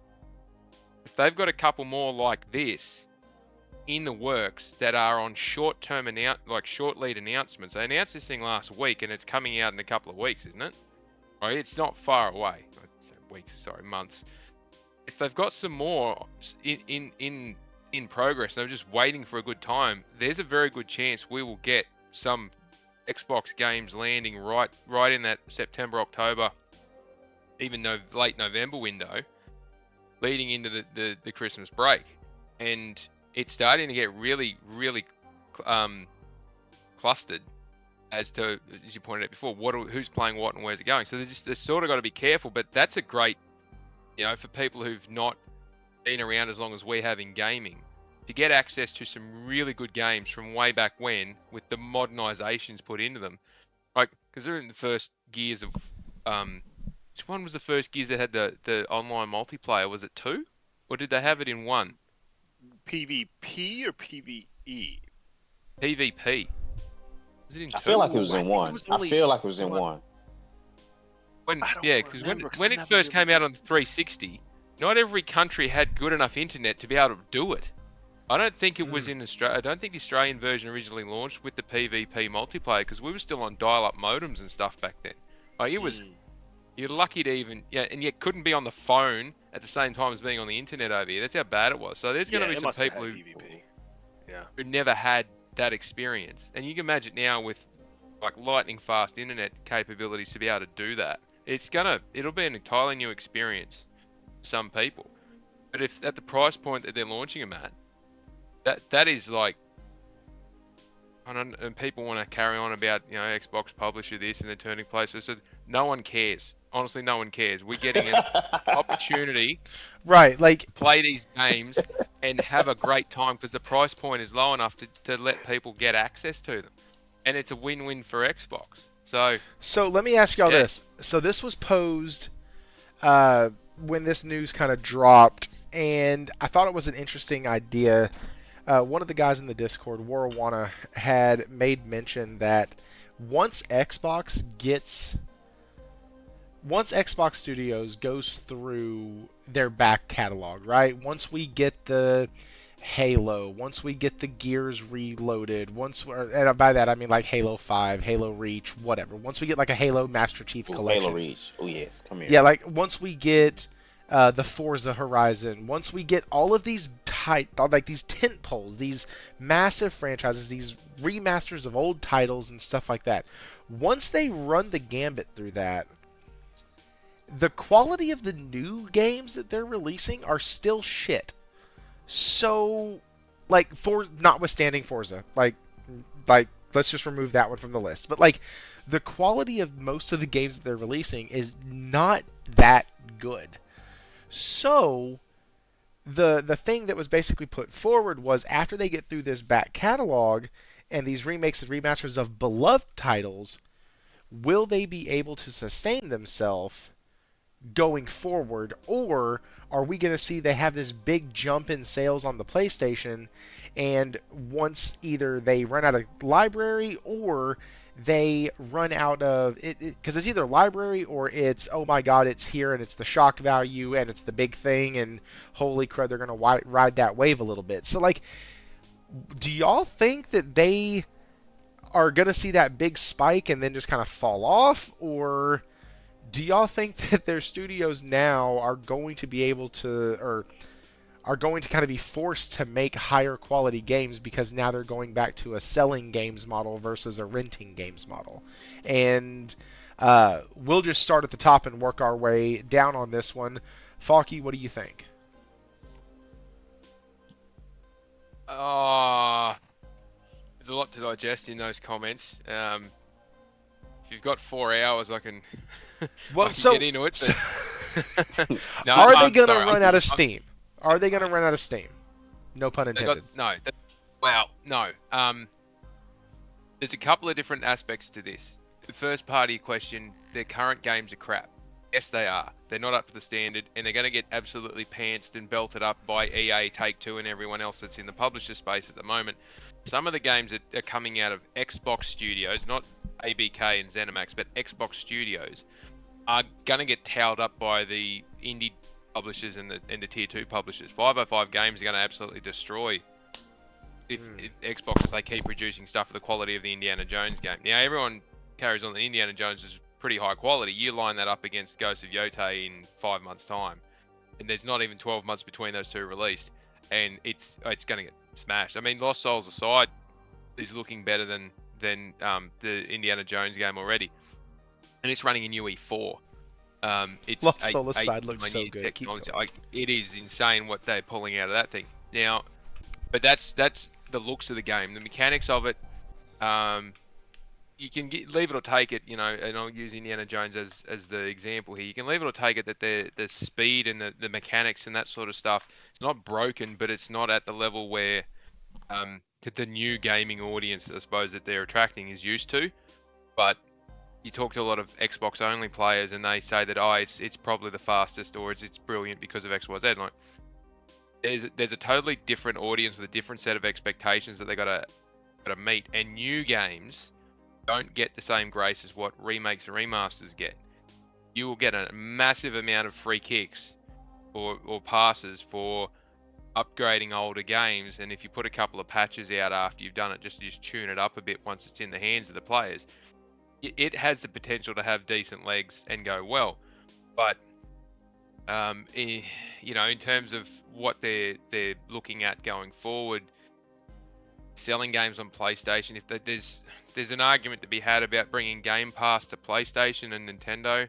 I think if they did that they would just undo all the good work they've just done to try and get people to buy the games, and it would not make business sense to do that. If they're turning themselves into a software only, and if you want to access Game Pass, you've got to do it through either PC or one of our Fire Sticks or through an LG TV or whatever it is, fair enough. But it's now probably switching the other way, where it'll be less about PlayStation saying no and more about Xbox just not doing something completely freaking stupid by putting Game Pass in the same place where they sell their games. If they don't need to sell them, this fixes an issue I raised years ago with the sales cannibalization thing. If you've got it in the game in a subscription service that you're asking people to pay for, they're not necessarily going to buy that game. They're just going to play it while it's in a subscription service, unless they're like swimming in money and then they're just throwing money away on stupid shit. But if they can get that delineation between, we sell the games where people are used to paying for them, PlayStation, Nintendo, and Steam, pick, we get income. We produce our own offering to be Game Pass only on our products, and we don't worry about these big gaming boxes. But if we choose to do another console, then we'll sort it out so that it's not a stupidly expensive thing that goes backwards. And we know we're only going to sell 20 or 30 million. Now, 20 or 30 million units of something sold is still a shitload of things to sell. You just got to get the economics right on it. And they can still have that. Here's the box, you access Game Pass on it, and off you go. Ticking boxes. There's a very successful business model buried in all of that. What they currently have to do is figure out how to do it. What underpins all of that is the studios and the games. If they're still going to push having this massive amount of studios and being a massive publisher and bringing in third-party agreements to publish games and all that sort of stuff like they're doing with the Ninja game. Yeah. I can't remember what the name of it is Ninja now. Gaiden? They're publishing that one. Ninja Gaiden, they're publishing that one for Team, whoever's doing that. Team Ninja. Team Ninja. That's great. They should have been doing that. They should have been doing that a decade ago, and they wouldn't be anywhere near where they are now. But that's the model which will work for them because it generates enough money so they can continue to exist. Is that going to be, acceptable for all the hardcore green bloods out there? Probably not. They're going to just decree traitorism and we will not be silenced, and how dare they do this to us. But what they're then going to miss out on is, if Xbox can get that sorted and then reinvest in the quality coming up, they can then get to a point where they will compete as a publisher on other platforms with EA and Take-Two, and you saw the GTA 6 trailer come through. They are long. Xbox is a long way away from being anywhere near the dominant publisher. A long way. And you know, even PlayStation But they on its are own doing software. better as a publisher. There's no way to look at the numbers and go, they are better. They're not better as a publisher than they are as a console producer. You know what I mean? Like, you can look at the numbers and very easily deduce, oh, this is what they're doing that's good. This is what they're doing that's bad. They should stop making consoles and just focus on games. The console thing is an argument, is a subset argument in itself, and I can see I can see both ways on how you could make it work or why you would stop doing it. It just really comes down That's to true. whether you want to invest the time and money. Where they are, by force or by accident, have got to this point of we're putting games out on PlayStation, Nintendo, and Steam, and people are paying money for them. Tick, we're making money, and that's factual. Numbers support that. What the issue they now have is to figure out what the hell they're going to do in their own ecosystem and as a platform, what they want to do there. Whether they just say, well, PC, Game Pass and PC releases through the Windows Store, that would make sense. All this talk about them bringing on Steam and changing to a Linux OS and all that sort of crap is just stupid, because they would be admitting defeat for their own operating system, which they get for free to use anyway, and they'd have to pay for Linux. Some people really need to just shut their mouths and open their ears, but the outcome of that is, what are they going to do going forward? If they can keep producing these remasters and remakes at a decent clip, because they've got a really big backlog, they will continue to do well for a number of years. It's when they get the new stuff coming through that they've really got to up their game on, and that should be where the focus is. But it's no different. They're doing what Naughty Dog's done for the last decade. And specifically in the last 5 years, and people shit on Naughty Dog for it, but when Xbox does it, it's, you know, ticker tape parade and all the rest of it. So it's good though. I from a gaming perspective, I don't give a crap what ecosystem, platform or whatever. If it plays good and it looks good, you play it. And I'm really pleased that a lot of people are now going to get the opportunity to play some of these really good games with the modernized creature comfort, so to speak, and actually be able to go back and enjoy them in a new light. Yeah, I'm excited too. I'm interested to see what else comes and what other remasters come. I know that shoot, it just left me. Whatever the heck the RPG was that they had on the 360. Lost Odyssey. Thank you. Oh, Lost Odyssey. Like, I'm hoping, and somebody in the Discord said this earlier about Lost, like Claire Obscure just makes him really want a Lost Odyssey remaster. Like, funny enough, Lost Odyssey was like a huge inspiration for that game. So like, I've never played Lost Odyssey. One? What was the other one they had? Dragon something. Blue Dragon? Blue Dragon. Blue Dragon. Yep. Yeah, like I've never played either of those, and I'd love to see. You know, Or like, think Jade of it this way. Empire. Jade Empire. I mean, that's another good one. They've got a long catalog. But they're all old. So they're doing It's nothing new. Yeah. Like, I don't want to play any of their they're all new old. They were shit. good. They were good. Look, so this is again You where we need to understand? distance ourselves. We're old. We're grumpy old men, all right? We Fair are enough. grumpy old men. Yeah, the clouds are. I'll shake my fist at the cloud. The right. everyone says, who is this for? This is not for us. We can dive into it and have fun and nostalgic hit. That's great, but that's maybe 10% of the reason they're doing this. More than 60% of people who own a Series X or a PS5 or whatever it is have not owned a console previously. It's over half. It's nearly 60%. These are for those who have never played these. And we carry on all the time about game preservation and backwards compatibility and pros and cons and all that sort of stuff. If the company can make money, they will find a way of bringing it to market. But if people are getting the opportunity to play these great games in a modernized way that they're used to, because they won't go back and play it on these old consoles, they're not into retro gaming, and all the better for it. Yes, they're old games, but they're good games, and good games will sell. So why would Konami bother doing Metal Gear Solid 3 remake? Well, they're pouring a shitload of time and money into that thing because so many people that are gaming now never played that game. and it's a great story and it's a great game. And if they get it right, same with Silent Hill 2. You hear us old guys talk and old girls talk about it all the time. These old games from way back when gaming was brilliant, and we're jaded now because games aren't brilliant. But they don't get a chance to do it because the current systems won't support it, and they don't want to bootleg it off a PC. So I suppose this is just a general comment. Anytime they do something and people say, who's this for? It's for those people who've never accessed this thing in the past. That's and true. It's a cheap and easy way for them to make money. Now, that's not great for us who want new experiences, but if we've got to wait 4 or 5 years for a new experience between studios because they're trying to, make it photorealistic and all the rest of it, well, we've got to have something to do. The backlog's not going to last that long. Facts. So I have Final Fantasy Final Fantasy VII Rebirth playing in the background right now. And you said if we have to wait 5 to 7 years for them to make it photorealistic, and I just sunk down in my desk like shit. Yep, because I'm waiting for the finale to see what they do. Probably another 2 years. Because it takes a while to make this shit photorealistic. But Henry, what's your thoughts, man? What you got? Do you think Xbox has ran its course? Do you think not ran its course? Do you think they're going to run out of steam once they kind of get through some of this backlog that they have, some of these tentpole titles, or do you think that they're gonna nail it as a publisher? Well, just to look at it optimistically, I would hope that while they are putting out these, remakes and remasters, Naughty Dog style, that they are kind of, with their studios, they're like, hey, we got a certain benchmark we need to hit because we going over here to PlayStation and they're used to a certain degree of quality.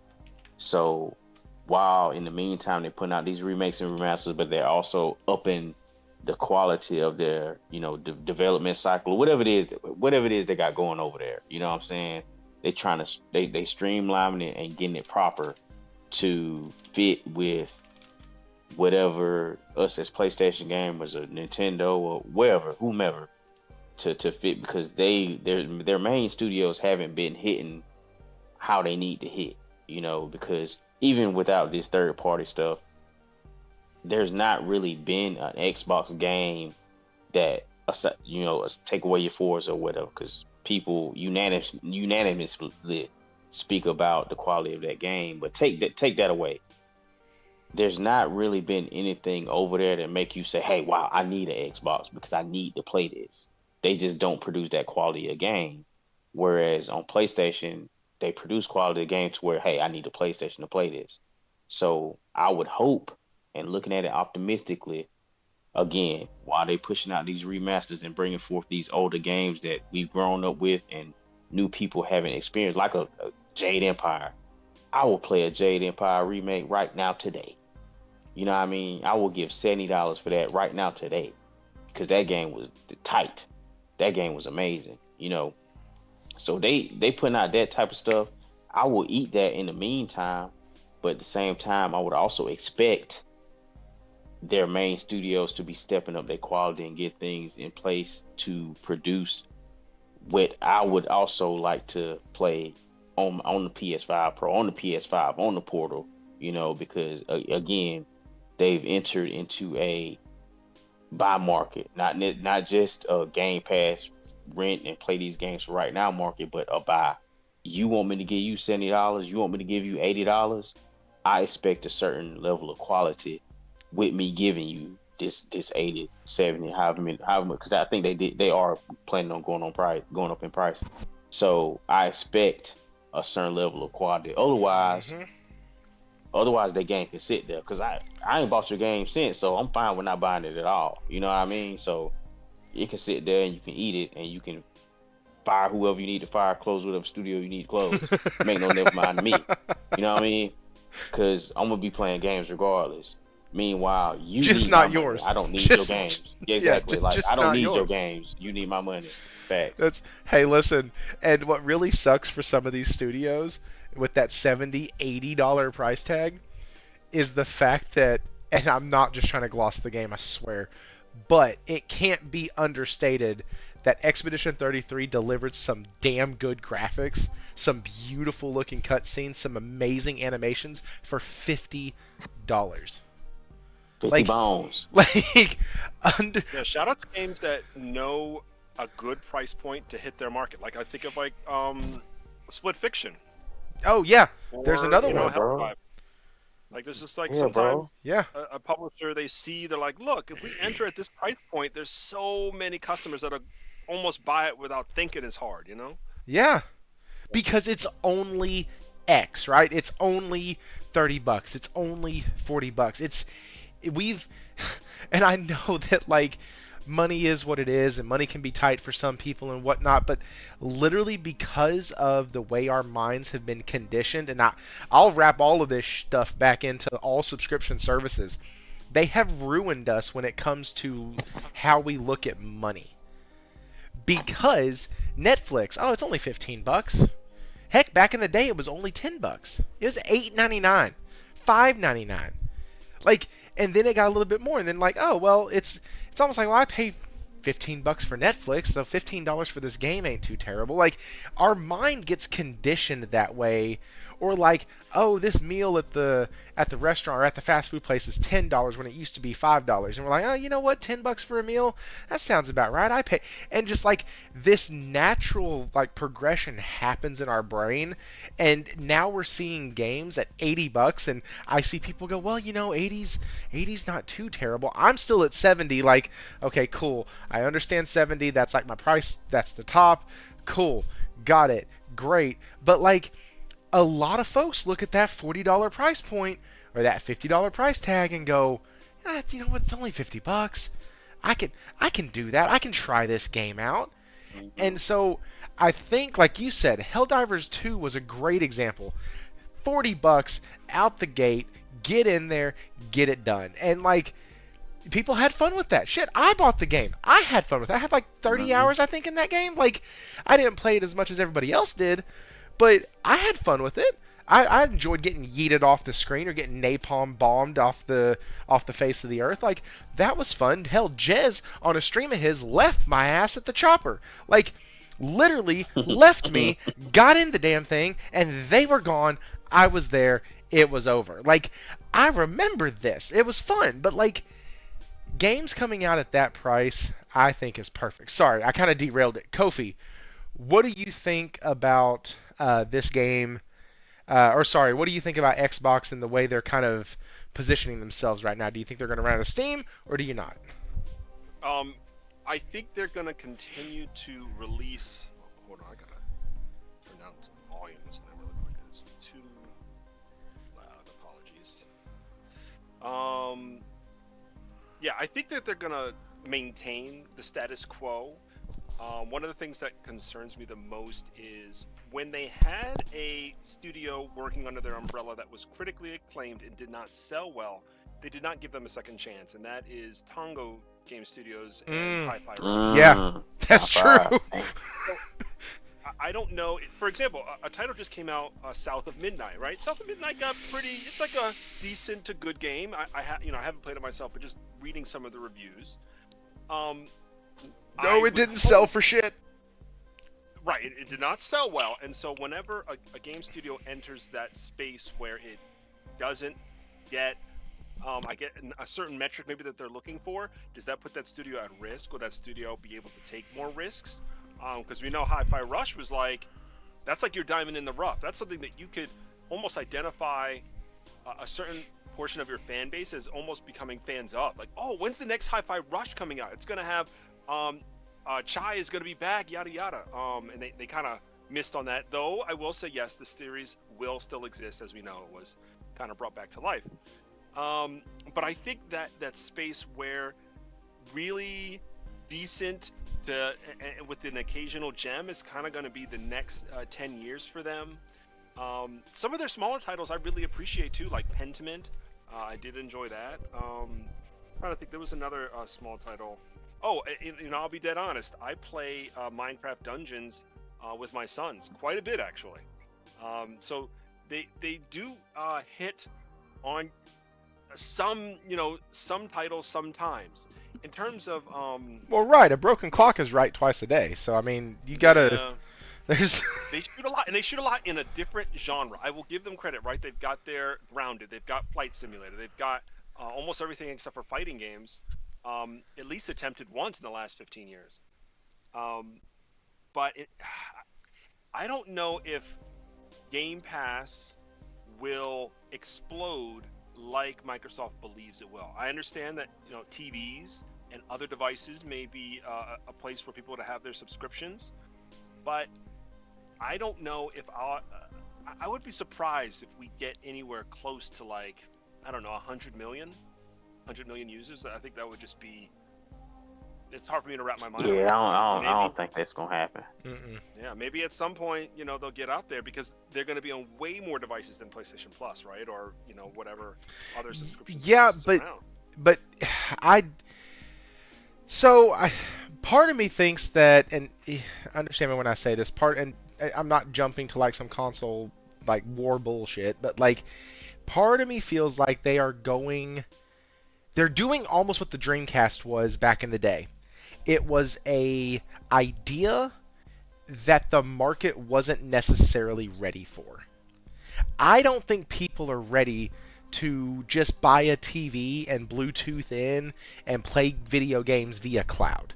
I think that's too much of a oddball concept that the masses won't do it. They won't adopt that yet. Or even like a Fire Stick. I'm not even saying that's a terrible idea. Yeah. But like, the market's not ready for it because 90% of gamers who you look at, casual or hardcore alike, and you go, hey man, would you like to play that on a Fire Stick? And they're going to look at you and go, what the fuck? Why? Like, why? Why don't I just have the console? Like, I don't need the like, what? Yeah, you can play it on a Fire Stick now. Oh, okay, I already have my console. I don't care. Like, that's kind of the way that it's been. Like, I got a buddy of mine, his Xbox like Series S melted, destroyed, done, toast. And I was like, so what are you gonna do? He's like, well, I'm gonna wait for to get another Xbox. He goes, I'll probably just go PC this time and get a low-end PC.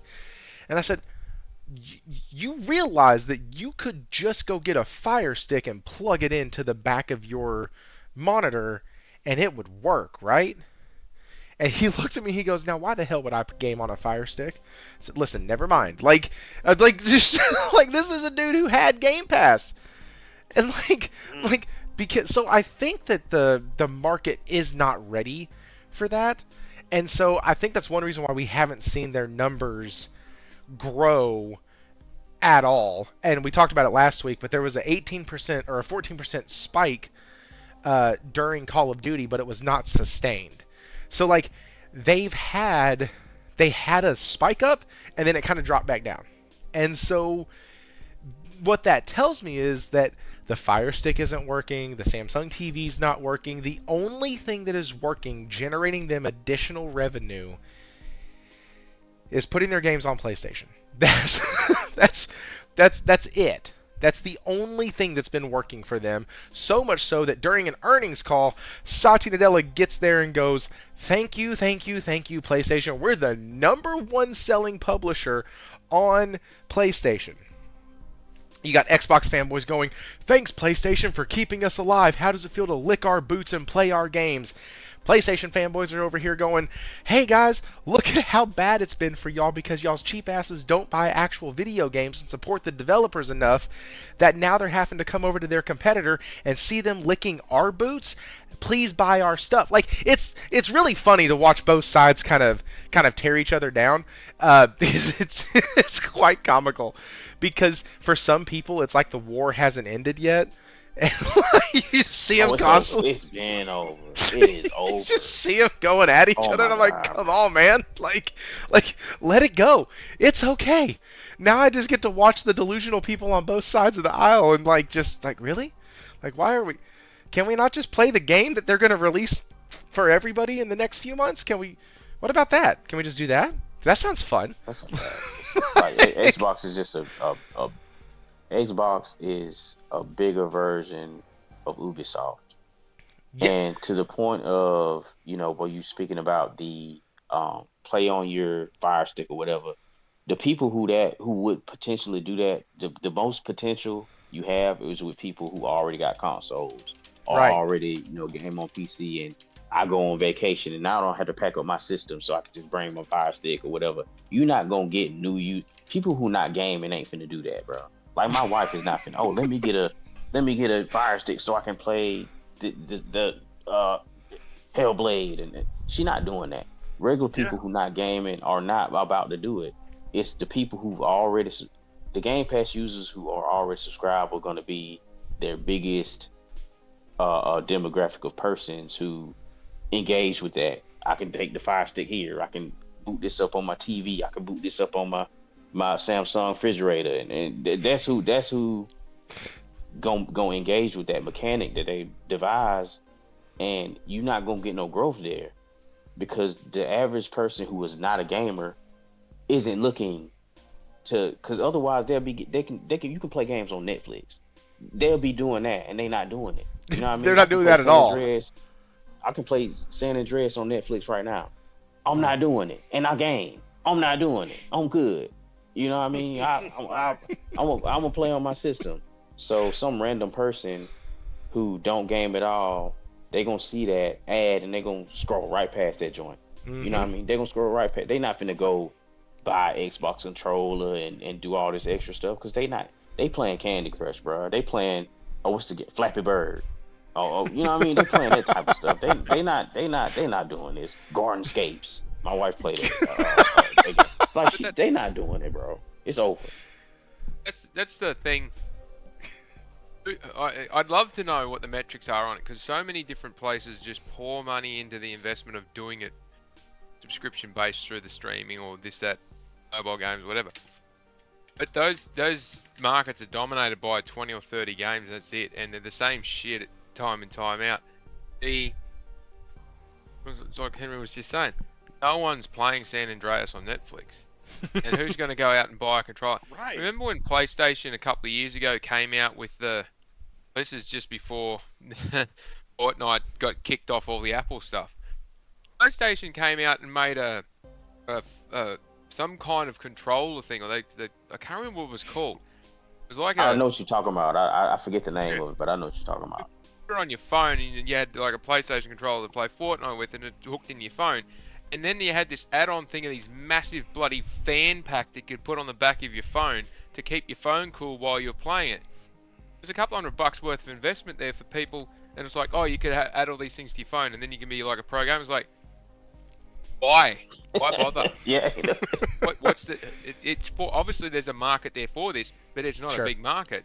But like, you're talking about tens, maybe hundreds of thousands of people, versus a market over there in consoles, which is millions to tens of millions, or PC, which is millions to tens of millions. Why would you narrow your vision to this point?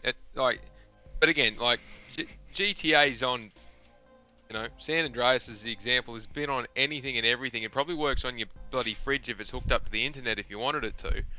But it's called a backbone. That's what it's called. Backbone. Yeah, that's it, the backbone. But it's a wonderful adage of just because you can doesn't mean you should. Like, and that's what I was saying. That's like it feels like they're on the. So I've said it once. I'll say it again. Xbox has a problem. They can't do two things well or two things right in a row. They just can't. So why do I say that? Because we have two competing ideas, right? We have let's go full third-party publisher, let's send these damn things everywhere, and then we have the other side that's, hey, let's hold on to being able to make hardware. And well, they've made hardware. They've absolutely according to the leaks, they have a handheld. It's innovative. It's hang on. I want to make sure I know what the guidelines are before you get down the pathway on this thing. Okay. Does it have to be made in-house or can it be outsourced? Oh no, they don't do anything themselves. So it's definitely outsourced, and the idea is stolen, but I understand why they stole it because it was a fucking brilliant idea by PlayStation. But let's just come over here. I got a picture of it. It's all over the internet. It's everywhere. You gotta see it. Here you go. Oh man. This Oh, is man. the new handheld. Isn't it pretty? It looks great. Honestly, the white one looks a whole lot cleaner. The white one actually looks better. You can see that people have been using it.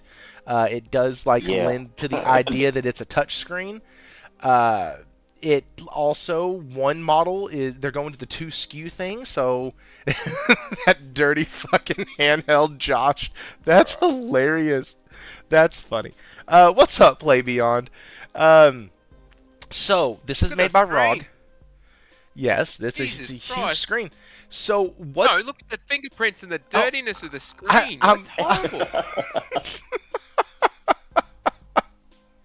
Oh, I'm aware, but this looks like some listen, this thing has been through the ringer, okay? Let's be honest. We're asking that it to, joint been passed around. that dude has been to every QA. It's been through everything. And obviously it's the one that people are using the most because look how clean the other one is. That's all I'm saying. So, what this site is speculating, which this is from Games Radar, the handheld will come in 2 flavors, and it looks a lot like the PlayStation Portal, more than this guy was expecting. Blah, blah, blah, blah, blah. It comes out black-white version. The black version is better. The white version is basically the step down like the Series S. It's going to come with a 64 gigabyte RAM setup, which is absolutely fucking wild. I want to know what size fans they have in this thing. And I so, think the PS4 was noisy. dude, so here's basically what they did. They took an Xbox controller, split it in half, and put a screen in the middle. Tell me if you've heard this before, just with PlayStation. Once again, Yep. not a terrible idea. Just, my God, could you have done something halfway inventive? Now, fuck it. Let's just copy what what it the other reminds guy me did. of? You have seen the GameCube controller that split and it's got the keyboard in the middle. Oh, yes! That's what Yes! this reminds me of, except instead of the keyboard, it's the screen. It reminds me of Yes. that GameCube keyboard. This Mr. Grimm just said this thing's been passed around like the village bicycle. Yeah. Yes, it has. Hey, So, people been licking it and So- bruh. here's the Filthy. thing. This is going to save Xbox console hardware manufacturing. Question. Uh-huh. I have a question, sir. Sure. Does this require a console to work? Oh, see, we don't know that yet. I would say with how much power is in it, no, it's not going to. So That's it's not going to be cheap, is it? no. It's I not gonna be think $1,000. 700-800 is what I'm guessing actually. I think it's gonna be more than that. It'll be 700-800 for this one, for the black one, and I think this one will be about 450 to 500. I think because it's the power of those consoles. The other fucked up. Sorry, YouTube's gonna kill me. The other messed up thing is that. Hey, listen. When you watch Angry Joe Show, you find out how many times you can say the F bomb in a video. It's pretty wild. Like there's they have like certain metrics that they'll like not share your crap out if you've said the F word too many times. So,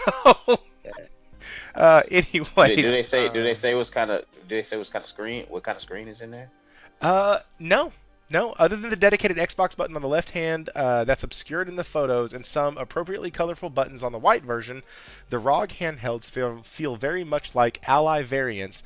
The leak doesn't provide a glimpse of the devices switched on, so we need to wait to see if they'll boast a custom operating system or a custom operating system or a handheld version friendly of Windows.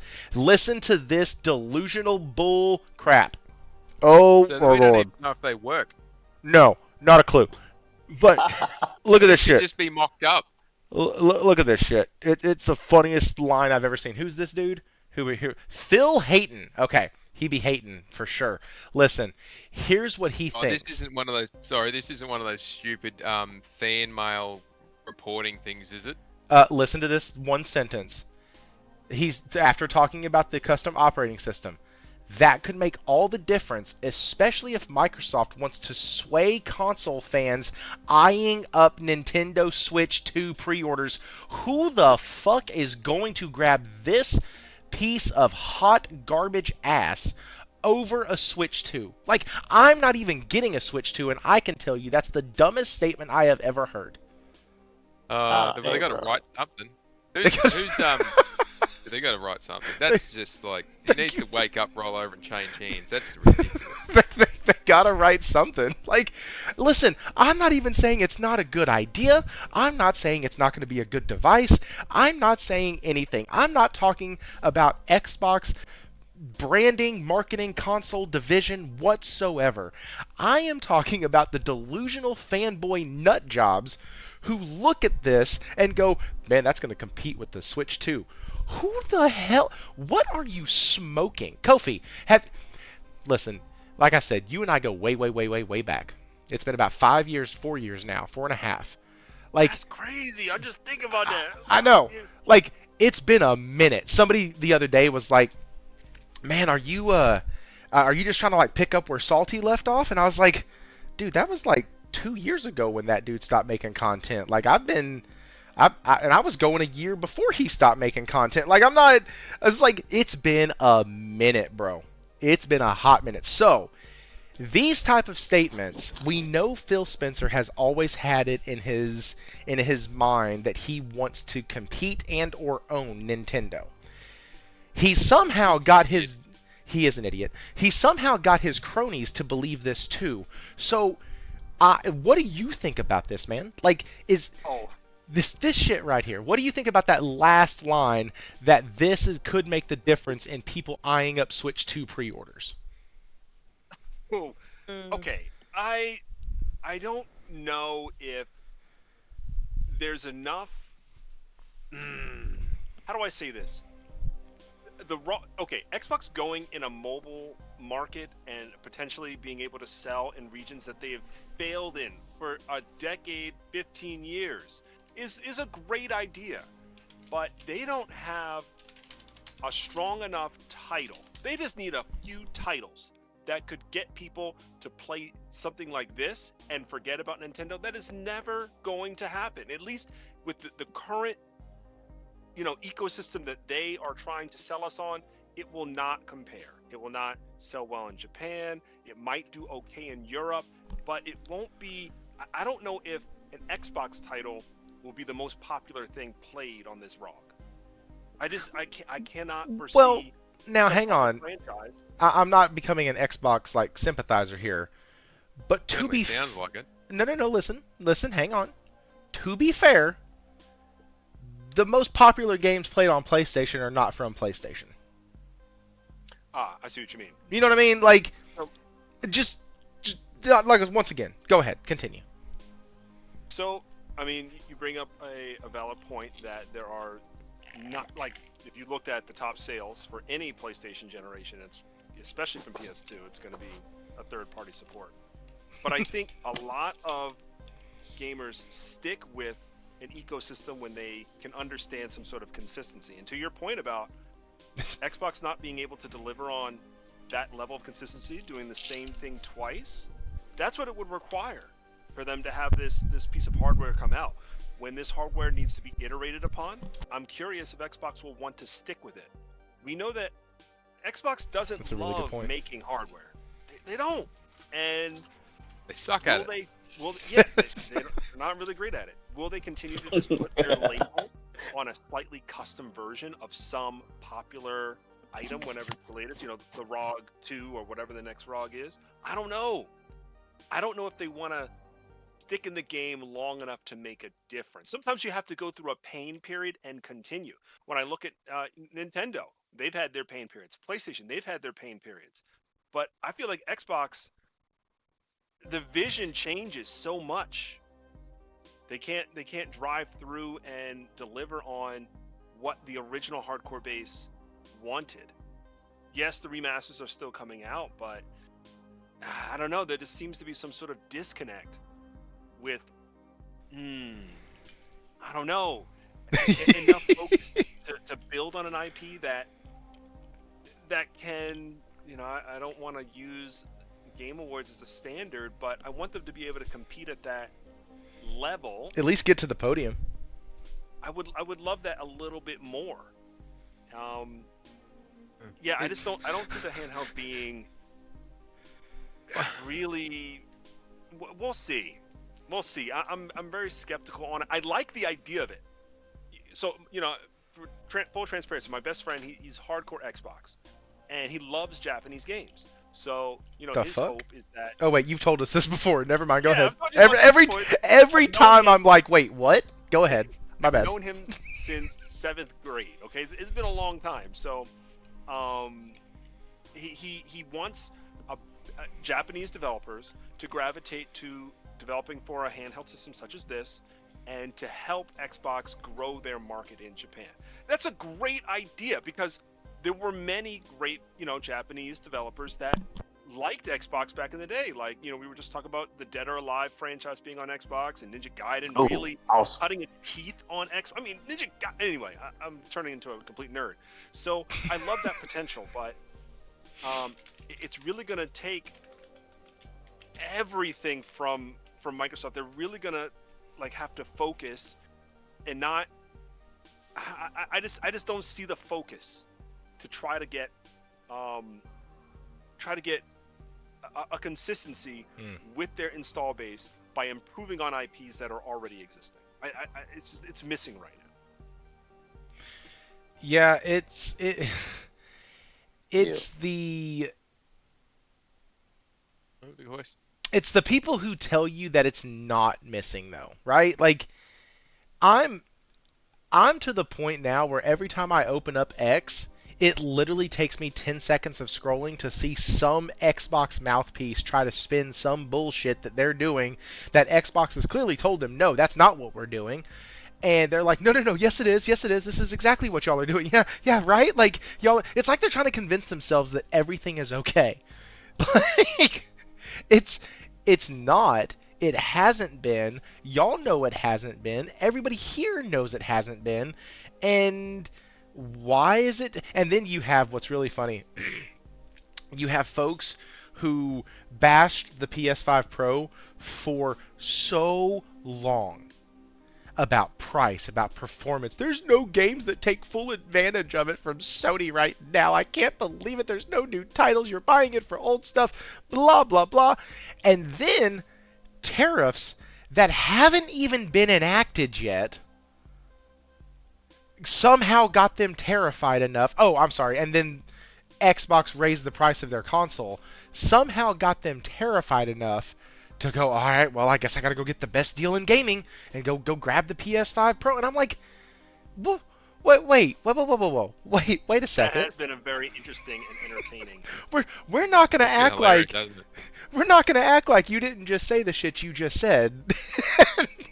But no. You know that a day in social media, in the world of an influencer and social media, is just because you said it yesterday doesn't mean it can't be changed today. God, it's fucking tiring. Facts. Can't hold anything they said. That's how they act. Can't hold anything in the past against me for today because that was then and this is now, and and it's probably a two-sided coin rather than a double-edged sword. Everyone's entitled to change their opinion.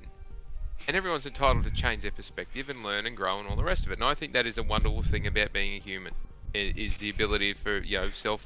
Where's the butt in this? I feel like there's a butt coming. There is a big butt coming.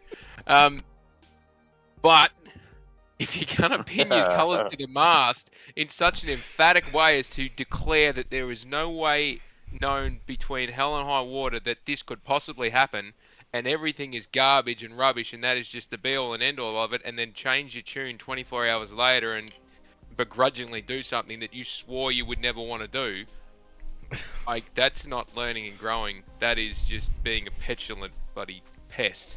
And I don't know how these people still have such a large following. Obviously they're dwindling, but can still maintain such a large following of people that just can't seem to see the stupidity of it, and then to turn around, like said individuals who used to work for gaming magazines or gaming media coverage companies, carrying on like that they weren't. It's a shock to them, and then they'll begrudgingly or against their wishes go and do something that's completely their choice. That's so it's just so non-genuine, and it beggars belief that they actually think that is the proper way to behave. Like, it's just nuts. It's genuinely like. And it has been hilarious watching them just do cartwheels like they're in the Cirque du Soleil. Like, the amount of backflipping that's going on here, you could give them a gold medal. They should be atop of the podium for gold medal of diving off the 10-meter platform. Dude, it's a lot. And what really solidified it for me, and I'll just be honest, was when I saw Ryan McCaffrey's post about him getting a PS5 Pro. And I'm like, what kind of Twilight Zone bullshit am I living in right now? Like, what just happened? Like, I'm so confused. That is the ultimate. You know how IGN still runs that console wars thing? Right. They've been running it since 2020. And the inception, I didn't mind it at the start because it was, you had people who at the time were being sensible enough, because they're still independently owned and managed.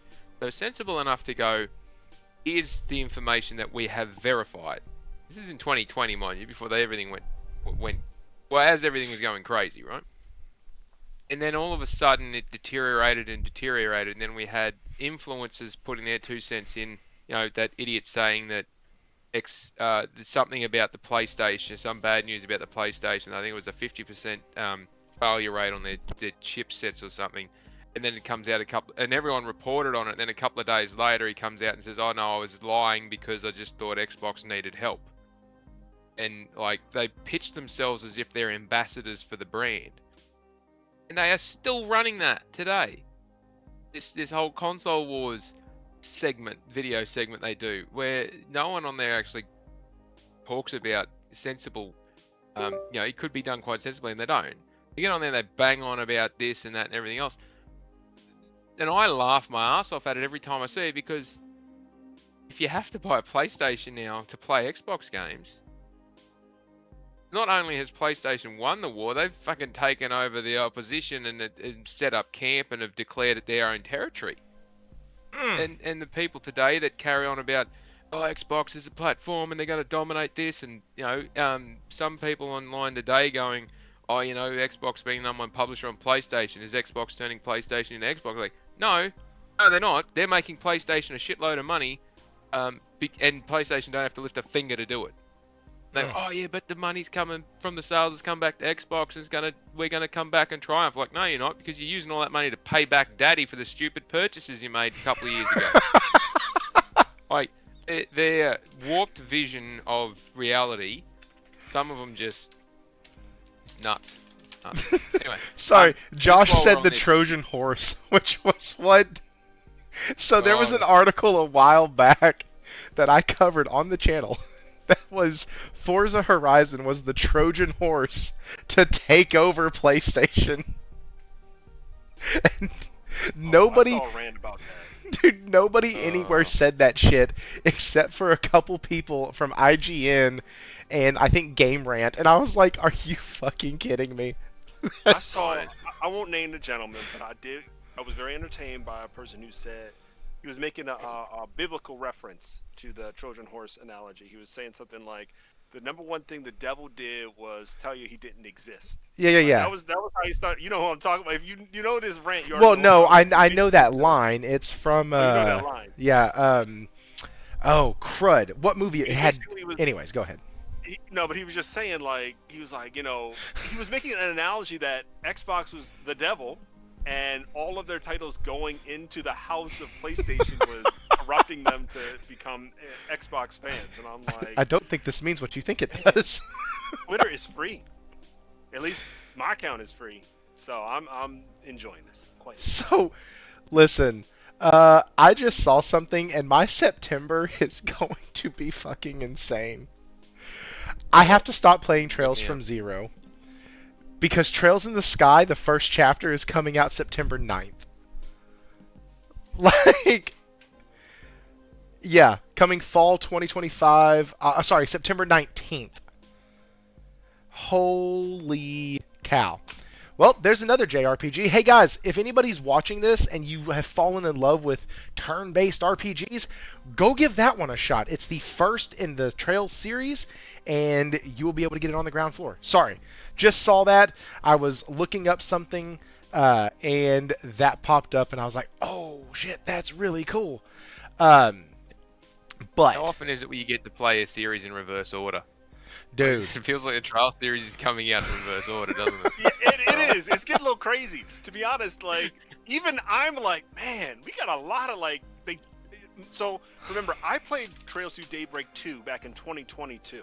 So like it's kind of like a few RPGs in the past for me. But a lot of people right now are playing not just Trails Through Daybreak 1, they're playing 2 now. Now they know that Horizon comes out sometime. Wait, Horizon? No, the Horizon doesn't have a release date yet, but it's going to be this year. this year sometime.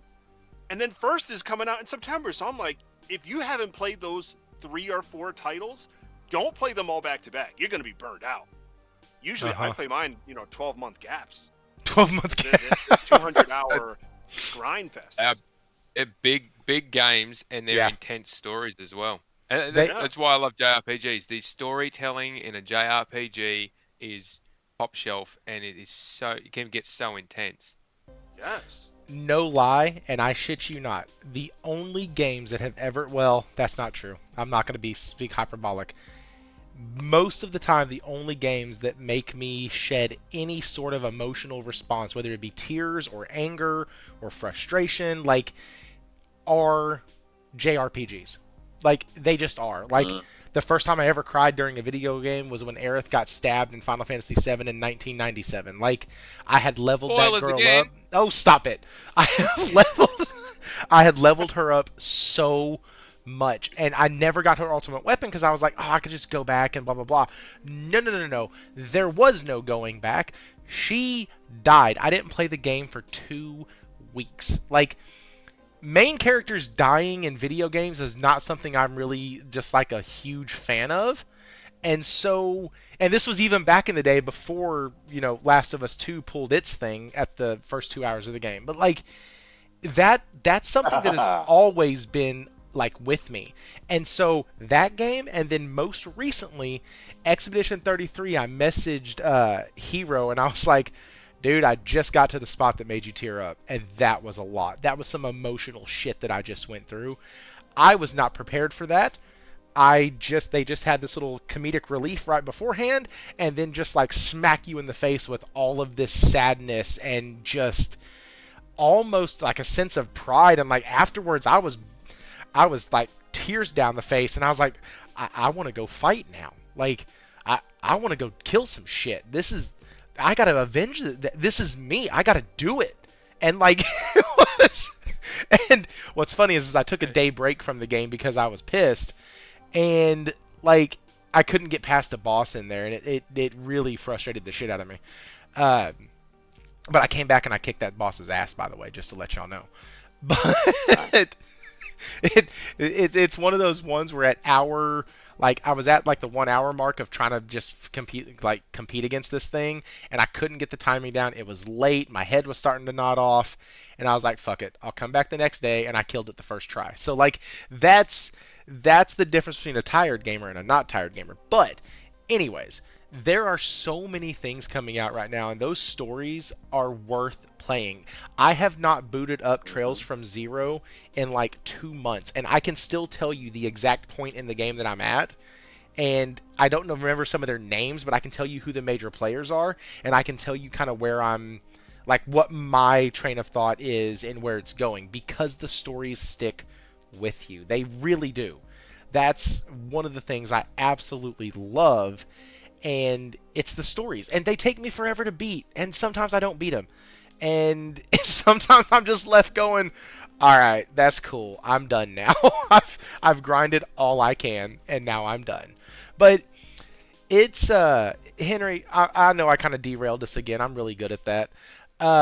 On the Xbox and on it taking over Nintendo, what do you have any thoughts on that before we move on? Yeah, it's not gonna happen. Speaking to the handheld, I think it's ugly. I think it would be comfortable, but I feel like they should have leaned more into what they put together. Because if I'm not mistaken, they did pitch in on the Logitech G Cloud. I feel like they should have leaned more into that design and maybe even went with them instead of going with a ROG Ally, because like I said, it just looks like that GameCube controller. That's all I think about when I see it. And maybe if, let's say, they drop this handheld and it's a new Banjo-Kazooie, it's a new Conker's Bad Fur Day or something, it's some stuff that they could potentially drop in the window of them releasing it to push people to maybe buy it if it's at a decent price point. But like I said, I feel like this ain't gonna be $900 to $1,000 when they do push it out, because ROG Allies are already, I think they started like with $700 already, and then they gonna want their cut. Xbox is gonna expect the cut, and it's gonna be technically a new device, quote unquote. So there's probably gonna be a market, a kind of a new market, I guess, with it being a Xbox, quote unquote, handheld. So it's more than likely gonna be expensive. Sure, it's gonna come with Game Pass, but what handheld PC don't come with Game Pass? But potentially, if they drop some, like I said, a new Conker's Bad Fur Day or a Banjo-Kazooie, something along that line to push people to get excited for it. Kind of like how recently we've seen with the PS Portal, they've been showing it a lot more with Astrobot. We've seen with the one, was it the guy from Stranger Things on the commercial? Like they kind of marketed it. If they market it in that way with a exciting kind of 3D platformer style game, it might rock. I doubt it, but it had a better chance in my opinion. But yeah, it's ugly. It look comfortable. I feel like they should did something else. Okay. But, Yes. Can I just jump in and piggyback off the back of that? I completely agree with what Henry's saying. The target audience at a high price point is not kids, and just some general numbers. The total handheld PC sales for 2022 through 2024 was 6 million units. That's including Steam Deck, who's done just over 4 million units lifetime. So if they're going down this pathway of it being an actual, putting their branding on it, it's not just a licensing deal, because that would make more sense. Just do it as a licensing deal, skin to go over it or whatever it is. Then they get passive income and it doesn't cost them anything. But if they're going down this pathway of trying to crack into a market that doesn't really exist, as Kofi was saying before, if they really want to push hard into Japan with a handheld device, they've got to crack a really big nut to get in there. And they'll need the big 6 Japanese publishers on deck with some major titles exclusive to these handheld things just to get them to shift. But we're talking about a market that's currently only got 6-ish million units sold worldwide in it over a period of 4 years. And most of those are coming from the Steam Deck. And everyone talks up the Steam Deck, but that thing's done 4 million units in 5 years. It's not exactly setting the world on fire in terms of what some of these influencers would have you think. The way they talk, they reckon this thing is guaranteed to do 50, 60, 70 million units. Not a chance in hell. Not a chance in hell. Good luck even pulling the Steam Deck users over. And there's only 4 million of them. Like, you're in a saturated marketplace, and at that price point, you're way, way out of it if it's over $700. Even at the cheaper version of it's down at $500, you're still neck and neck with a Nintendo, and it comes down to the same issue. Kofi said it, Henry said it, and we were talking about this the last 2 hours, really. If Xbox want to move hardware, they've got to have software that will make it move. And that's what they don't have. And they keep mucking around and focusing on these niche market areas to try and be in competition, to go in there and complain about being outsold and beaten up in an area where they've got no real knowledge. What do they expect to get out of this? If someone greenlights this, if these devices are actually going to go into production and go out, then whoever greenlit this thing over at Microsoft needs to be sacked immediately. And they need to change that decision. It is a horrible choice for them to even get in there. They will end up with more black eyes than they've got eyes to turn black. Like, they won't do it. It will be an unmitigated disaster for them from a business perspective. The only real area they've got for hardware is that the ARM Surface Pros, and doing something with those. They can get those things to run, like, they already issue them out to businesses with Game Pass sitting on them. But it comes pre-installed. If they can get some kind of branding or something going on with those, monitor setup or something to go with it, and flog it off as a package where it can actually play those sort of games either through xCloud, or they can play them Game Pass to get them on there, something where they can get more into the PC area. That's where their hardware future would exist. But the Surface Pro only exists as an alternative to flog off to businesses to stop people buying iPads and Lenovo laptops and that sort of stuff. And they just give them away as a package deal so that you're not spending money on someone else's software, someone else's hardware when you're selling it into a business. I really don't think Xbox has got a hardware future where they're actually building the stuff or commissioning to have the stuff built. The actual Xbox itself, we might as well say, is dead past this generation, because if they go for this handheld thing, it's not an Xbox. If they do pull out another console, it would be an absolute monster to try and compete, even just with a PS5 Pro. It'd be $1,000 machine, considering what they'd have to put into it. And they don't even seem to be dealing with AMD at the moment on anything. Because Microsoft's got a partnership with Intel that they can't get out of, and the ARM spec stuff in their Surface Pros is what they're throwing their focus on. I really don't see where their next step's going, and we're definitely not going to progress anywhere under Phil. So, sorry to be the bearer of bad news if anyone out there is an Xbox, like a console Xbox fan, but business-wise, they're just going to keep bleeding money if they keep doing the same, if they try and do this thing again. And multiple SKUs is stupid. It is absolutely stupid to have different versions of or different SKUs on offer to the marketplace. Well, and This it's not even handheld the is just different a disaster. SKUs, it's the different SKUs in the sense of power level, right? Like, it makes sense if one, so let's say like the Switch, right? You have the Switch and then you have the Switch OLED. So having those two SKUs, it's the same performance, same power, but the OLED does have a bit of a better look to it, right?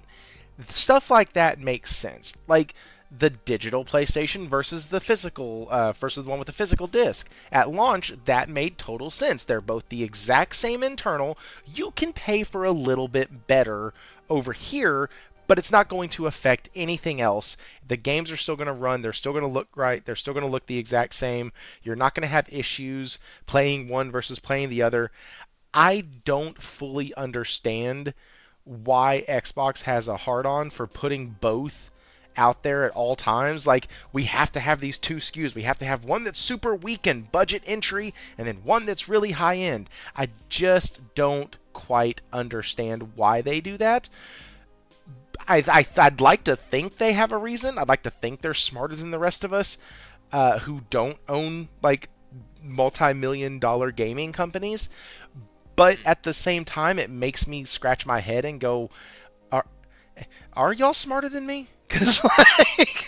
They're not. So, like Henry was alluding to earlier, the games that would go on this handheld, they're not. You're not going to play Call of Duty on it. You'll get fucking smashed. It's not powerful enough. You'd be better off to play it on a PC. You're not going to play FIFA. You're not going to play Madden. The screens aren't big enough to see what the hell's going on. The top 10 games that get played across all different consoles are not going to get played on this handheld because they're not getting played on the other handhelds where they're already available. What's likely going to get played are JRPGs, isometric RTS, some simulator games, or those 20, 30, the over or the small grab games. I can't remember what their proper terminology is now, but like ones that have got the 5 or 10 minute gameplay loops in them.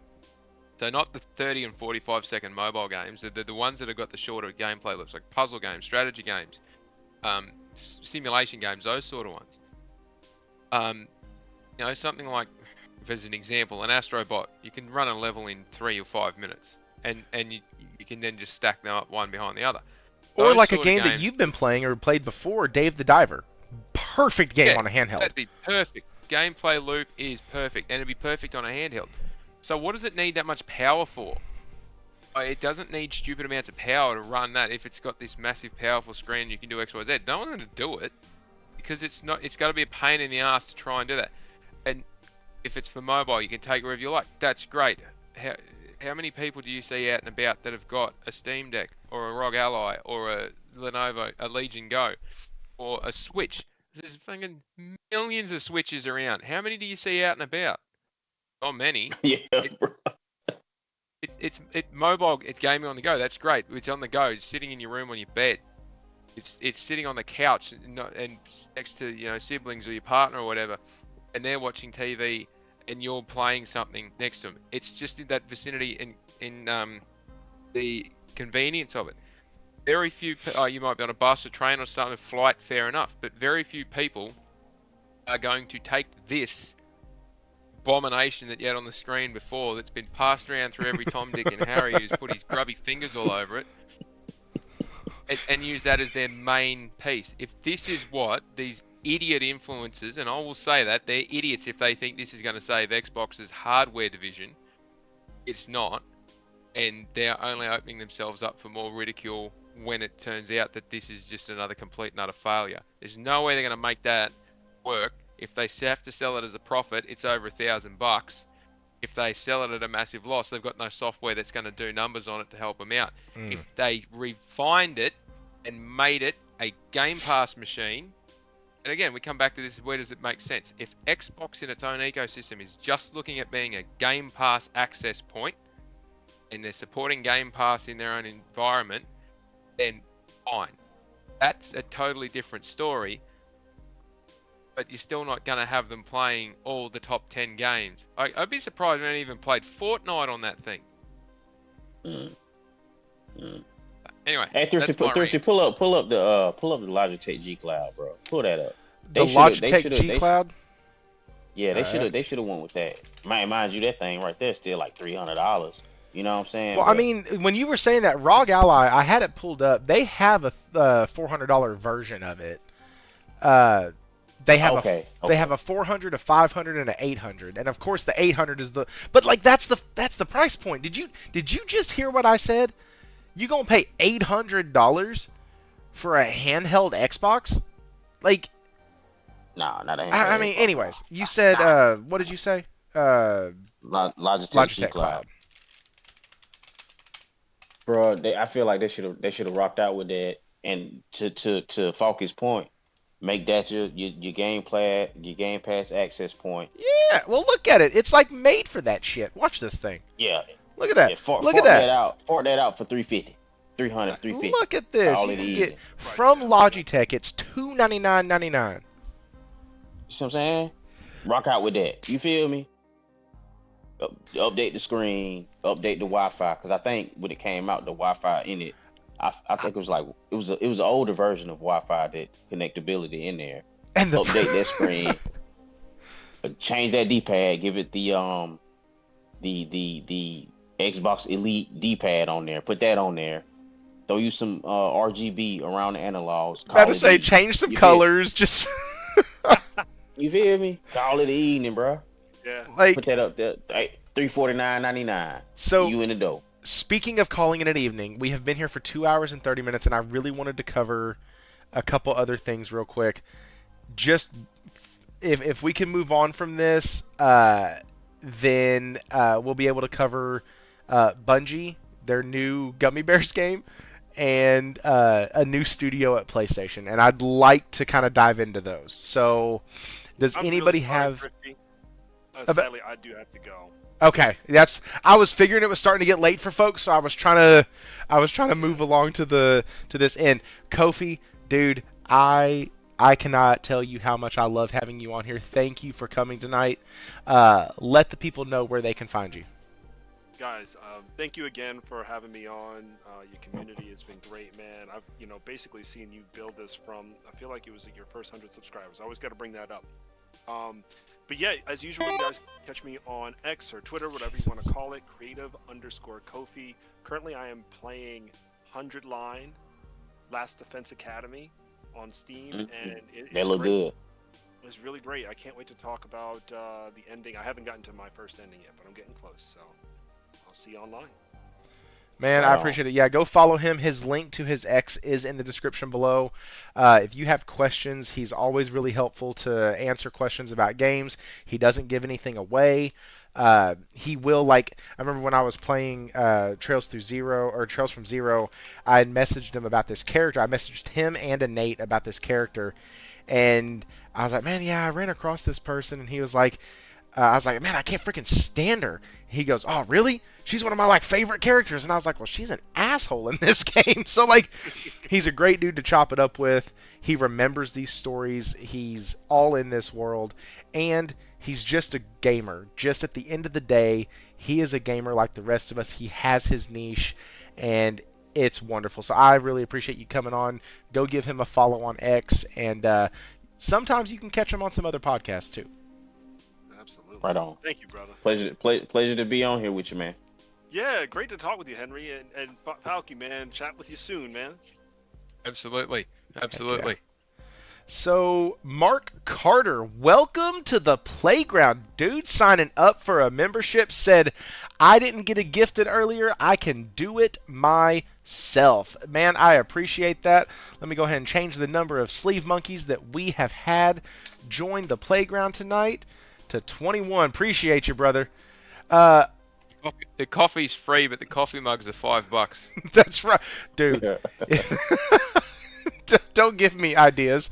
Okay, so this is the most wild shit I could ever imagine right now. Like, and Henry, I'm so sorry. I didn't catch the video you did back in January covering this, so I'm really glad you brought it up in the Discord earlier.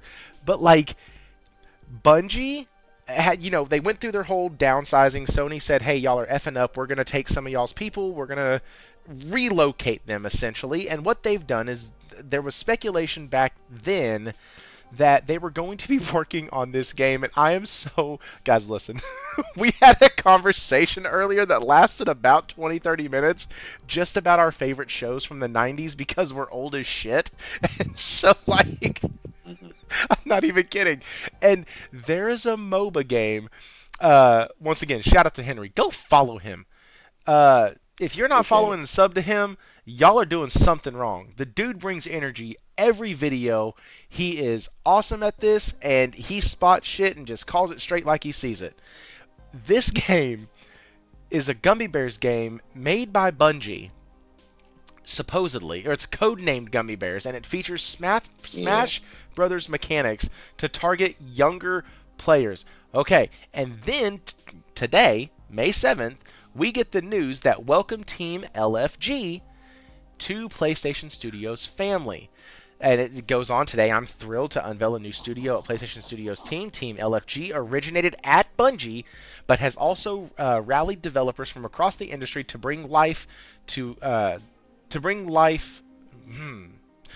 to life an ambitious incubation project that I'm very excited about. The studio is now fully formed and ready to be introduced to the world.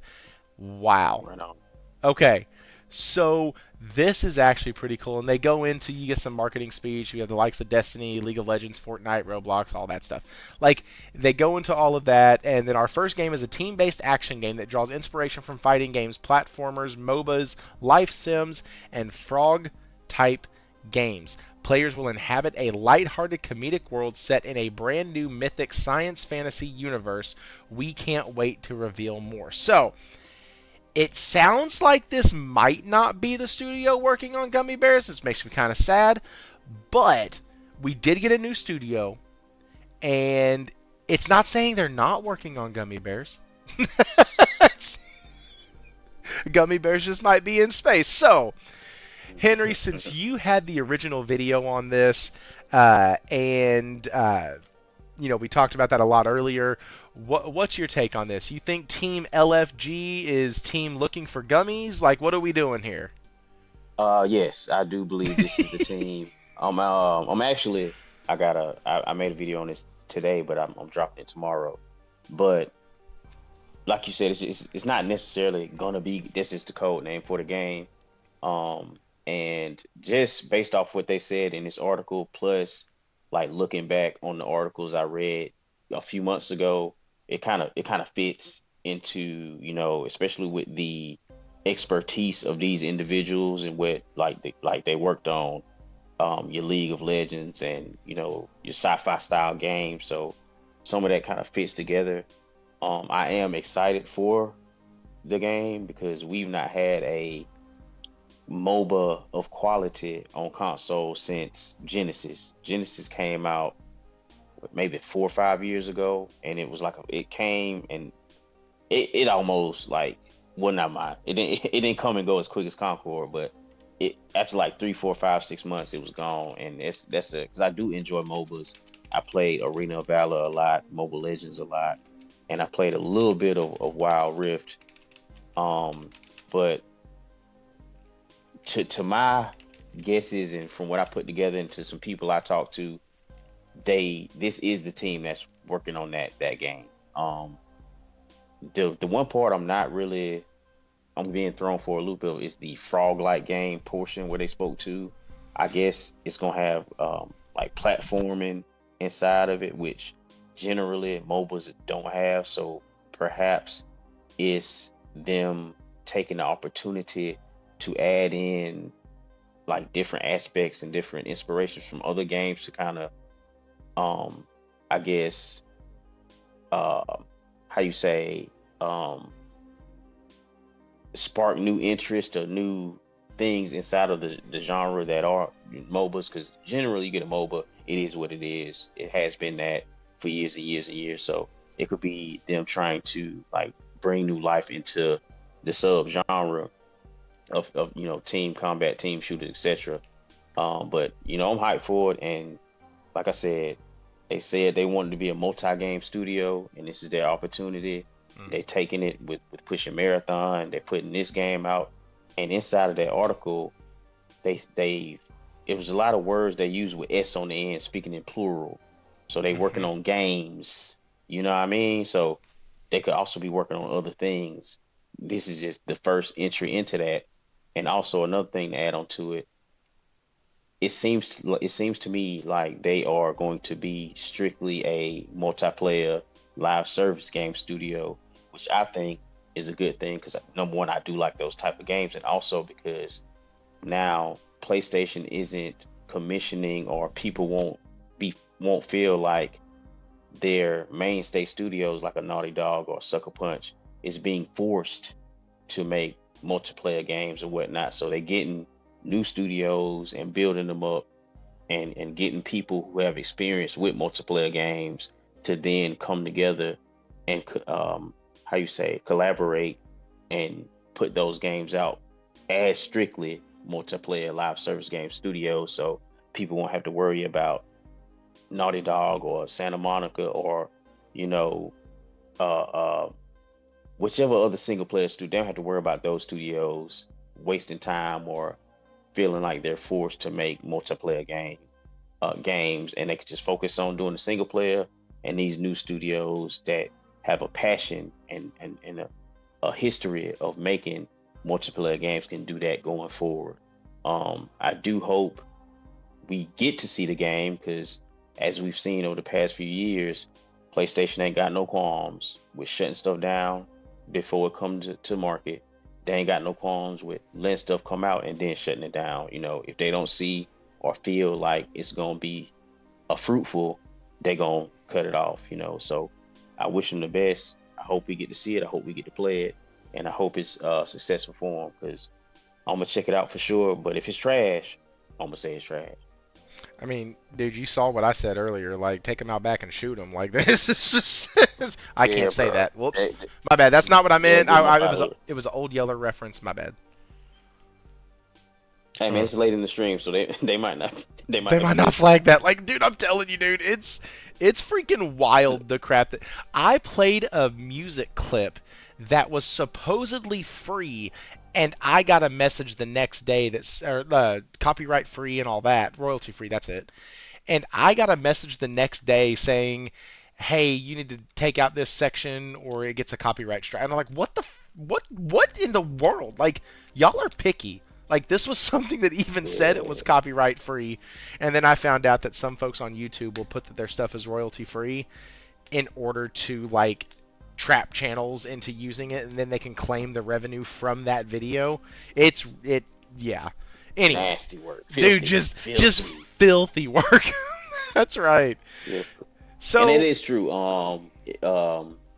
With EMR, Smite does have a jump button, but there's I don't think there's any like actual platforming inside of Smite. So that could be where they're kind of adding some more elements inside of the MOBA genre, because they say frog, like I don't know what that means, so we just speculating. So it could be like they're adding platforming in to where you can jump, change levels and verticality, and do different things to get different objectives and etc. And that's it. I just wanted to. You were gonna say something? I was just saying the rundown of that game is it covers just about everything that could potentially be in a game, from all different genres, all different aspects, all different plot points and scenes and scenarios. And I don't know if they even know what the hell they're doing at the moment by that rundown, but you know, talk about using plurals. I mean, it's yeah, it could be anything. It's just nice that, well, look, put it this way. Given that the outcome of what happened with the Bungie acquisition, that we all, some of us saw coming, was that the big arms were put around Bungie. Oh, yes, come in. It's very nice here in our little area in PlayStation. Check the fine print. It says you must perform or you're screwed. Which is the MO of everything PlayStation and Sony effectively ever touches and buys is you got to perform or you're out. And then they get them, and then their first DLC, colossal failure, because Bungie thought, oh, we're safe, we're good, we'll phone it in. The next thing, you've got some bosses are running out the door with their check because they know what's coming. Other bosses are digging their heels in and then getting fired because they've stuffed it up. Some bosses, then replacement bosses, getting turfed out because they're just pieces of garbage to begin with. And then the clean out has really begun. All the management, the ownership and management is gone. PlayStation's got full control of this thing. And they go, you fucking beauty. Sorry, pardon the language. You little beauty. We're going to carve all of this section out and we're going to stick them over here and figure out what to do with them later. Bungie can keep this to keep Destiny 2 running. This team's going over here to do Marathon, because we can get something in line with what we want to do out of that as part of the deal.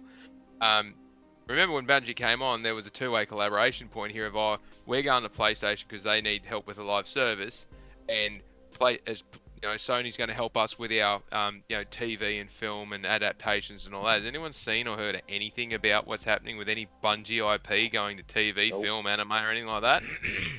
None. No, we're gonna have crickets on that one. Not a single word. So that's been, you can pretty much say that's been knocked on the head pretty quickly. That ambition is gone. I appreciate that they are now putting out DLC for Destiny 2 that is much better than the first one they dropped out when they came under Sony's umbrella. But that's not through their decision, that's through the bosses cracking the whips big time. But since the control has happened, they shifted that entire team out. The team's been sitting over, basically working with Sony XDev, providing support and getting up to speed on the way that PlayStation does things, because it'd be very different to the way that management at Bungie was doing it prior. And now they're up to speed. It is actually good that, and I think it was a good thing that PlayStation didn't just chop them all out and say, well, you're all fired because we've got nothing for you to do. And sack 100 odd people. They've gone, well, you can come in over here, do some support work and learn how the thing goes, and then we'll give you a chance to make a game. And now they've actually said, well, here's the studio, the team's name. It's not a new studio as such setting up on its own. Here's a new team within the studios. Well, welcome to the PlayStation Studios family. So the team's already in existence. It's not costing them anything more than what it was before they made this announcement to have the team there. What game are they making? Well, who friggin' knows? But don't forget that that has happened, and then Owen Blundell? It was Owen Blundell, wasn't it? Can't remember now. I don't remember his first name, but it's Blundell something. Yeah. Blundell's been working in the background, based out of XDev, doing something with him when Sony grabbed him and a dozen others from that Deviation Games disaster. And that, again, that's Sony's MO. We'll put our arms around them, we'll make them feel part of the family. As soon as they don't perform, yank, we'll pull the lever on the fine print, take all the good stuff, and everything else can go. And hey, that's a business model, and that's what they've done. They've done it forever. Everyone You're seems like, to be that's a surprised business when they model. do this. I'm like, fucking, that's what they do. It's Jason Perform Blundell, or die. by the way. Yeah, Jason Blundell, sorry. So they've got some new studios that they've got in-house, building from the ground up, nested in under this XDev thing. And they're incubating that rather than running out and buying new studios, because that clearly didn't work very well. It's nice to have one that's focused on a MOBA, live service, and all the rest of it, and that's what that team's going to do. That's great. And I agree that it's good to not have other major name studios leveraging their name to try and get a live service game out the door. I will reiterate that Jim Ryan chewed up an awful lot of PlayStation's profit margin to upsize those other areas, to increase their manpower to be able to do that live service push. It didn't detract from what they had planned already with their single player games and their other stuff.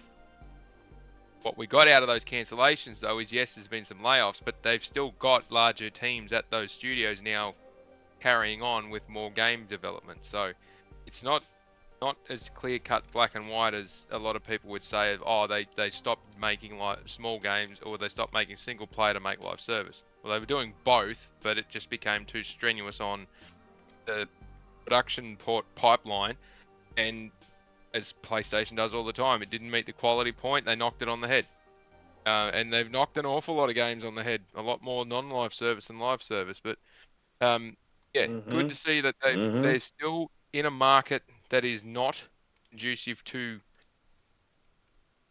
Well, the cost of making games is ridiculous at the moment, and there's so much uncertainty. But to front up and say, hey, here's a new team. We're announcing the new team. They're working on a new game. It's based out of wherever it's based out of, which is in the US, which is the most expensive place to do anything at the moment. I was just about to say expensive, boy. What's in Washington? I think.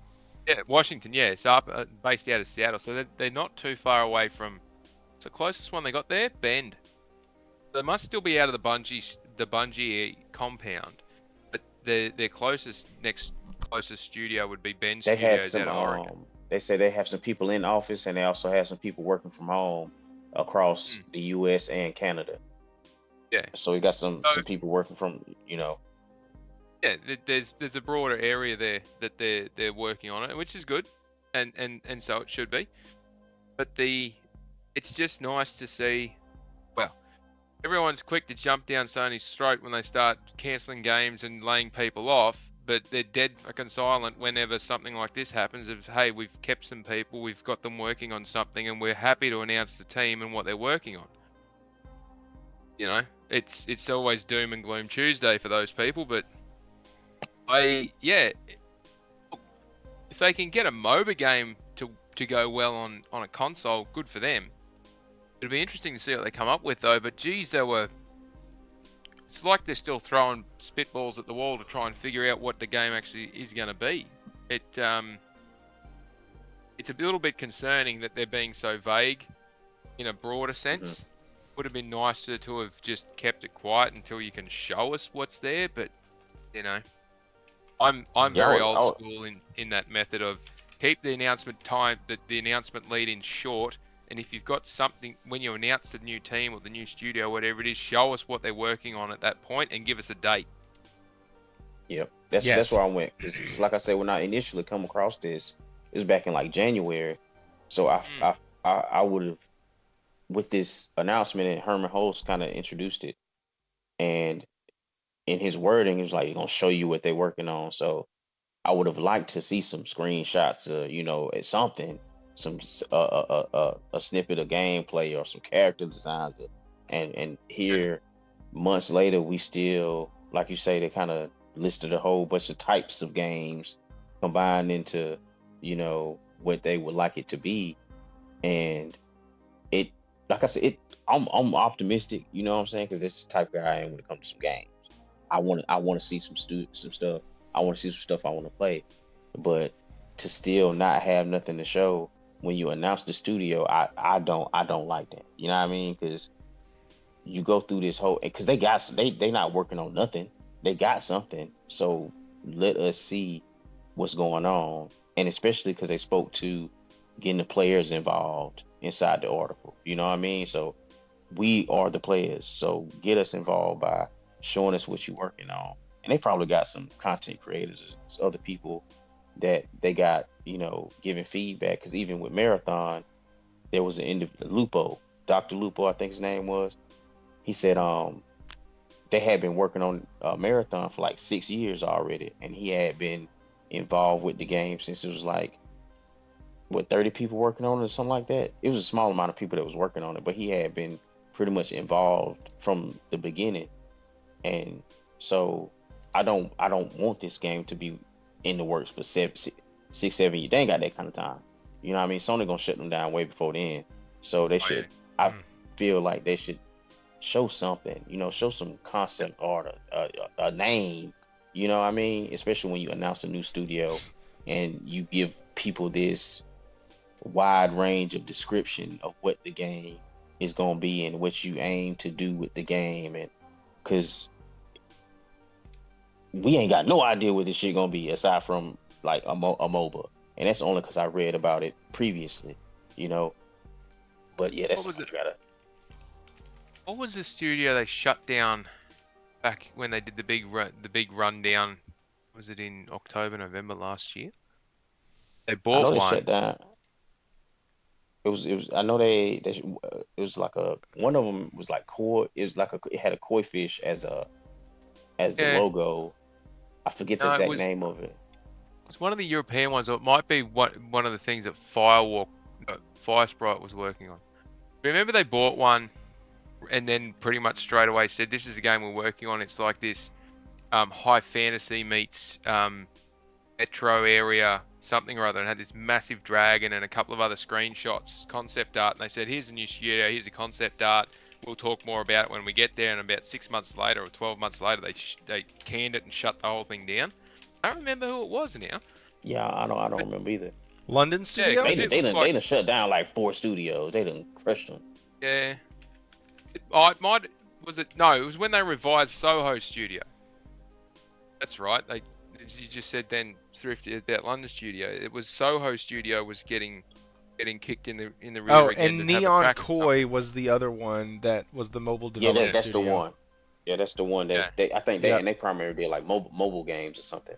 Yep. They but what's weird is they kind of bought Neon Koi and then shut it down. Like and they had just announced they changed the logo and everything, and then like 2 weeks later they was done. Yeah, that's so they bought Neon Koi. They held it for a while.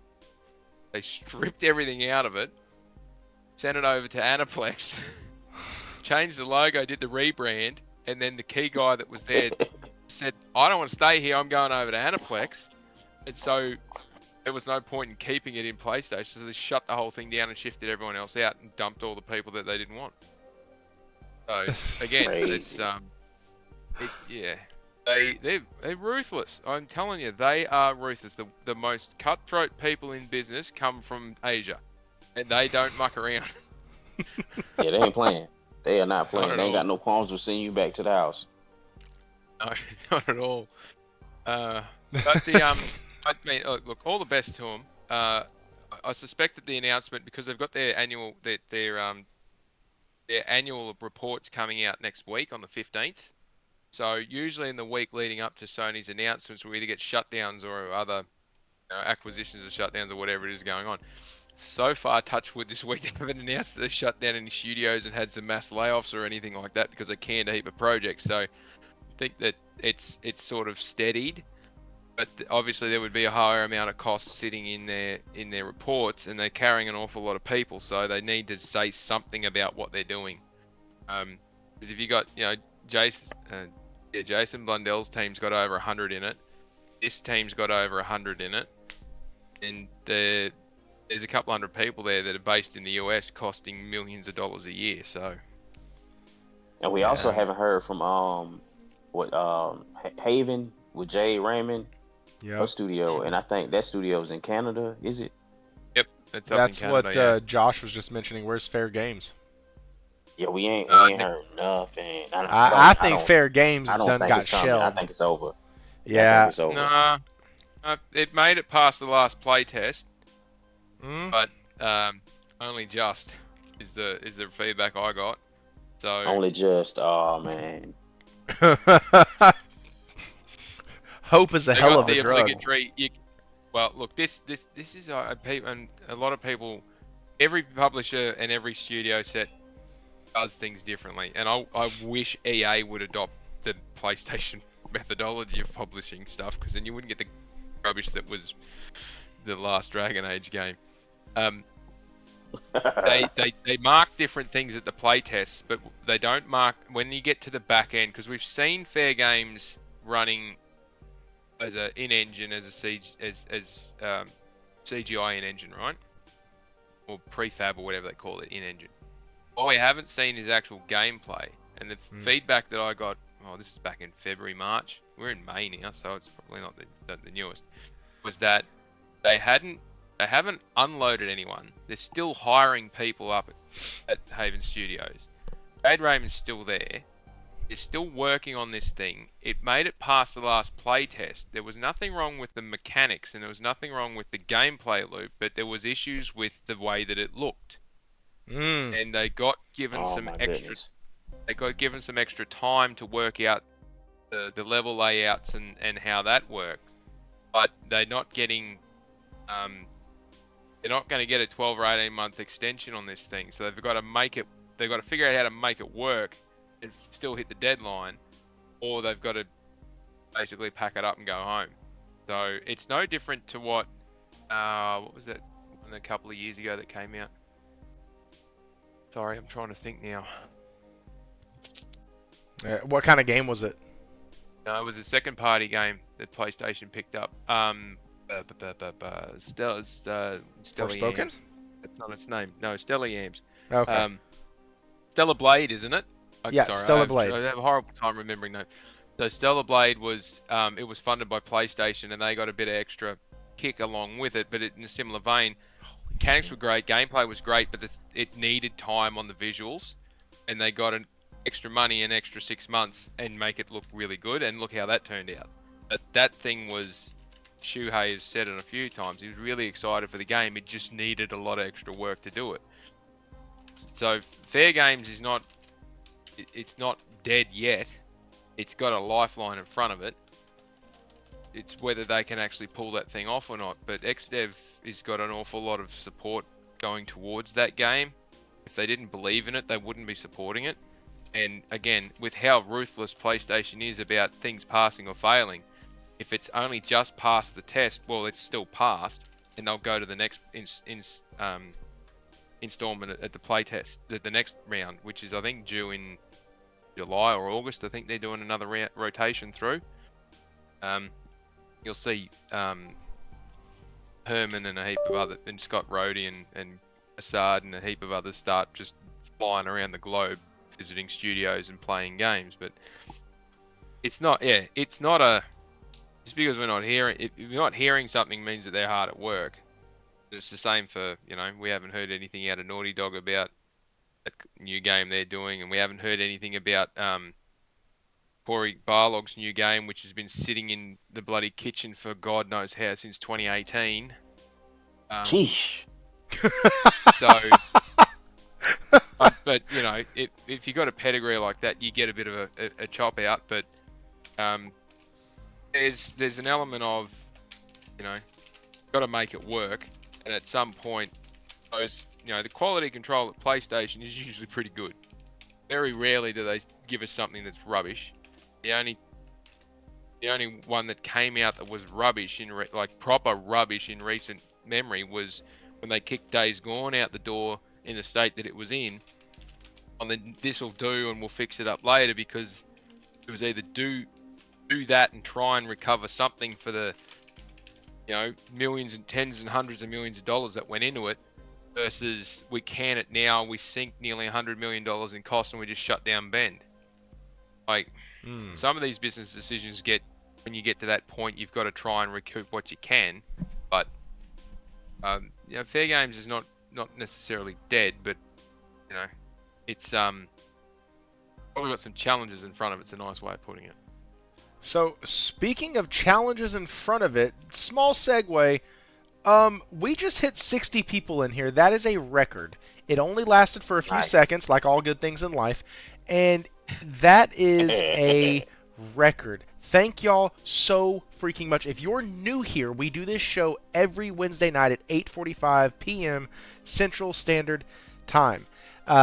Hit that like button. Super awesome. We're running a little late tonight, but that is totally okay because, oh my goodness, do we have something else to discuss? And I was gonna put it in the thumbnail, but I was like, you know what? I'm not that channel. I'm not the channel that just puts it in the thumbnail every week just because it's the hype thing to do.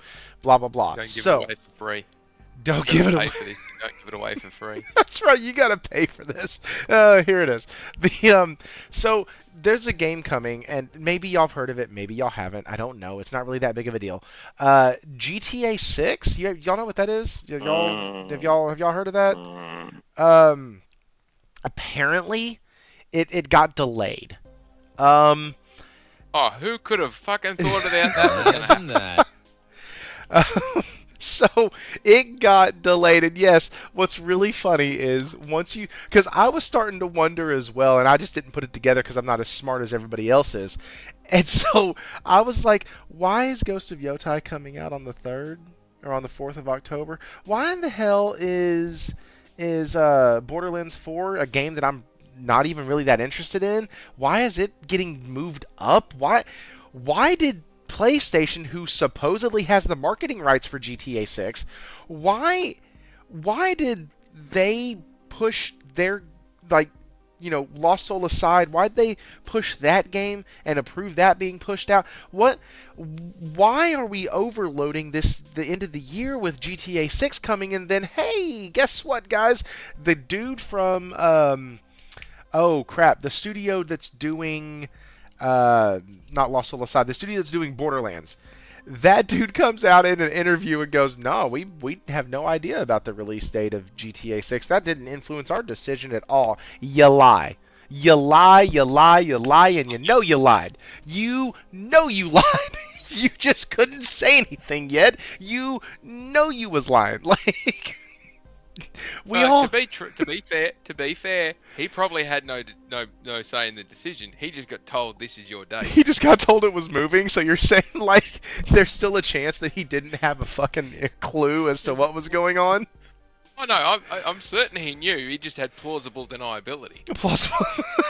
I'm just saying, oh wait, isn't that the release window for GTA 6? Yeah, don't you worry about that. Oh, okay, got it. Come on, man. Anyways, so we're sorry this is later than expected. The interest and excitement surrounding a new Grand Theft Auto has been truly humbling for our entire team. We want to thank you for your support and your patience as we work to finish the game. It's only been in development for 10 years. With every game we have released, the goal has always been to try and exceed your expectations. You can exceed them by actually releasing the damn thing. And Grand Theft Auto 6 is no exception. We hope you understand that we need this extra time to deliver at the level of quality you expect and deserve. We look forward to sharing more information with you soon. And bless their little hearts. Wait, that's the very end of the video. Hang on. Bless their little hearts. They did share something with us. If I'm not mistaken, and I could be, but I think the timeline is correct that they announced the delay and then gave us a trailer, right? Is that what happened? They gave us GTA 6 trailer 2. Hang on, because if I don't show this, if I don't show this, Pago from the Discord's gonna kill me. Or not kill me. I gotta stop using those terms of endearment on this here channel. He's gonna be very disappointed in you. Very disappointed. So here we go. Whoops, hang on. Let me get this over here because dadgummit, we gotta watch it. We're gonna listen to it and do all the things. There's some leaks. There you go. There's definitely some leaks.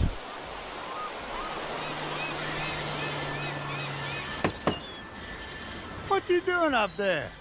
I'm just fixing some leaks. Seriously, dude, you got some time on your hands. I got some properties with paying tenants. Oh, that's why you came by? Just go get me my checks. See you, Brian. Love you, Jason. God,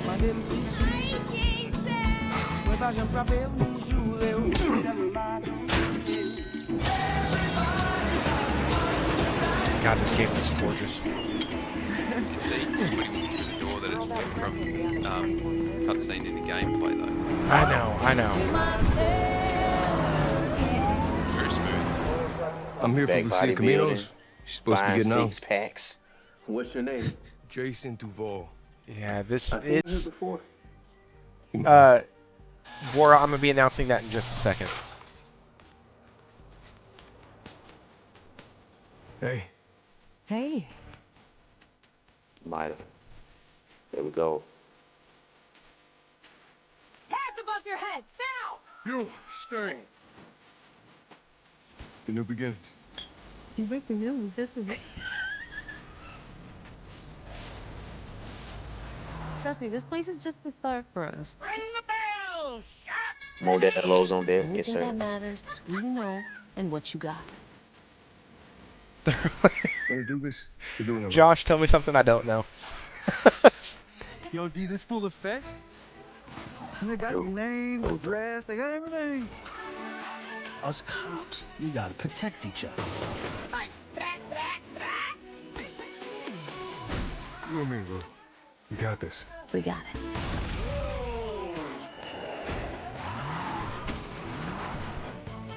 Save my city, baby!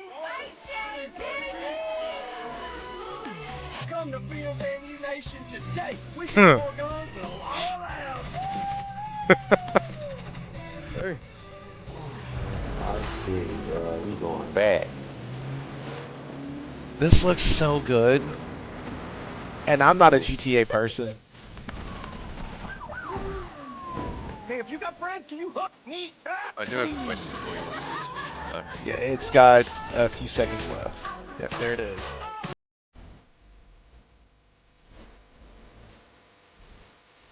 They even got Jack Black in it. Whew.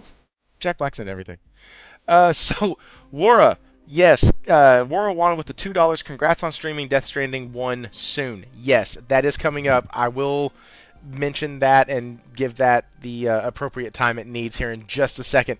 Okay, so, fun fact. I wanted to save it for tonight. I have not watched that trailer yet. That was my first time seeing it. That Nice. game looks bananas. Like, and it looks like it's actually going to have a story, which makes me super Game of the happy. generation. Like, Or game of the next 2 generations. game of the generation. Game of the generation. Okay, well, I don't know if I'm ready to go there yet. The generation still has a few years left. But I will say this. If you look down here in the corner right here, it has 82.9 million views in a day. Cooking. In a day. Cooking. Yeah, they're not doing a physical release only, hey? In a fucking day. Hang on. Here we go. Indiana Jones and the Oh, that's not Great- fair. That's not That's fair. not fair. Here. Here, I'll do you one better. Ghost of Yotai. Okay? Okay. Yeah. Well, this will be fair, right? Big AAA, right? From the Close up. PlayStation channel, 7.4 million views in 7 months. 7 months. Like, Question for you. sure. Question for you. Would you be, given how great that looks, and now we still got to wait 1 year and 2 weeks? 3 weeks, sorry. 1 year and 2 weeks, 5 days for this thing to come out, for them to continue polishing that, might we point out. Are we going to accept that to get something looking that good, we're prepared to wait 7 to 10 years between games? Or are we going to say Nah. this is an outlier and that's ridiculous? Well, so here's the deal. Okay, we've all, or at least myself and some others, have glossed the absolute dog piss out of Expedition 33. Okay, we have that, and we've talked about how it's a team of 33 people, and they did everything, and they made it look this way, and blah blah blah. That game started in 2019. 6 years ago. We have pointed out, and Nate and I did last week along with Morgan, we pointed out how the game looks and presents a beautiful picture of like, hey, this is what we want, and this is what we would love some of the Trails games to look like, some of the other ones, some of the Metaphor, Persona games, we'd love it to have like this kind of realism, not that it needs it, but some type of game like that does this.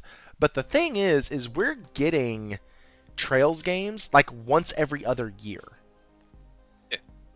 And so I bet if the Trails team took 6 years to give us a game, I'm pretty sure it could look about like Expedition 33. So on one end, I sit here and look at you and go, well, hell no, I wouldn't make that trade. But on the other hand, how long have I waited for something from Naughty Dog? How long have I been waiting for the next game from Sucker Punch? I do wait. Like it's like so yes, we will. Yeah.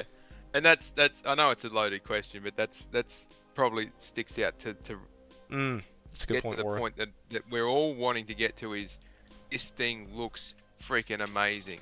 It takes time to get something to look this good and to play as good as it's going to play, because even if they just have it play the same as GTA 5, it's still going to be brilliant. There's thousands of people sinking hundreds of thousands of hours into this thing in total to get it to look that great. It's costing them a bomb to make this thing. The jury's still out. They'll have to do, if someone said in the comments, 50, 60 million units sold in the first week. Like, it's going to have to do numbers like that to get to being an economical success, just given how much money they've spent and plowed into this thing at Take-Two. But that, if we were seeing something that looked like a Tales of Arise style graphics after waiting this long, or if there was no improvement on the PS5 version or PS5 Pro version of GTA 5, we'd all be sitting here scratching our heads going, well, what the hell happened? But the step forward, and we don't know how many times they've iterated or reiterated this game to catch up on the latest and greatest with the graphics. But if that's running on a PS5 or PS5 Pro or whatever it was they said, then by the time it gets out in 12 months' time, it'll have a lot more polish in it and be a lot more smooth and all the rest of it.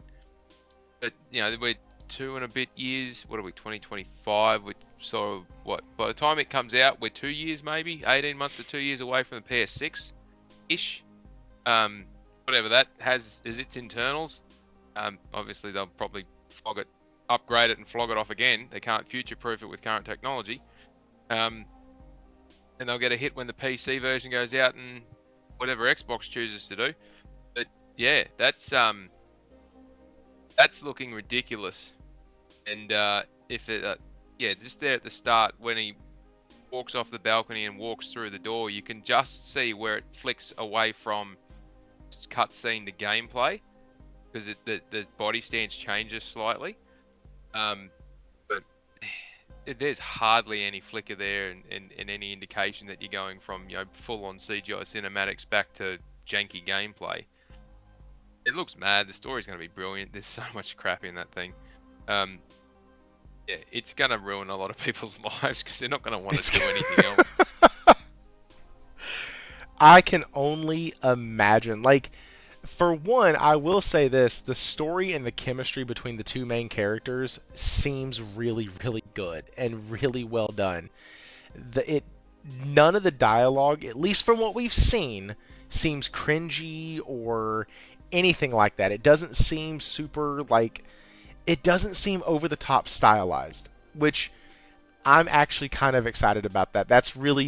It's nice to see that in this type of a game. Like, it looks like they're taking it a little bit more serious than they took some of their other titles. And that's just from me playing GTA 3 and GTA 4 and that's it. Like, I haven't played a lot of the series, but I just remember those games seeming very almost campy. Come on. Oh, okay. I see where you're going. I thought you were gonna say it's too much comedy. I said, come on, you can't knock back when old mate rocks up to the drive-through window and starts ordering 10 of everything on the menu. No, it's just it's very classic. campy, Yeah, and that's like, classic. and so. Listen, I've tried GTA 5. It's not my thing. That's why I didn't even say I played it, because I've played like 2 hours of it, and it's just I'm out. No. This game though, because pretty things moth flame me, like it, I might actually play this. If they give the main character, if they give the female a sword, I am in. I am in there like swimwear. That is what we need. We need another brunette chick with a sword. That's it. I solved it. That's what we need. But no, this is one of those titles that I mentioned earlier. When I say I don't have to actually play this game to be able to share in other gamers' excitement about this title.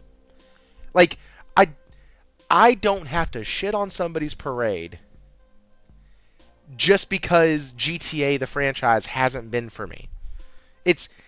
I'm able to look at this without ever touching it and go, this thing is going to do numbers. It's the same way I approached Elden Ring. That game is not for me at all on any level.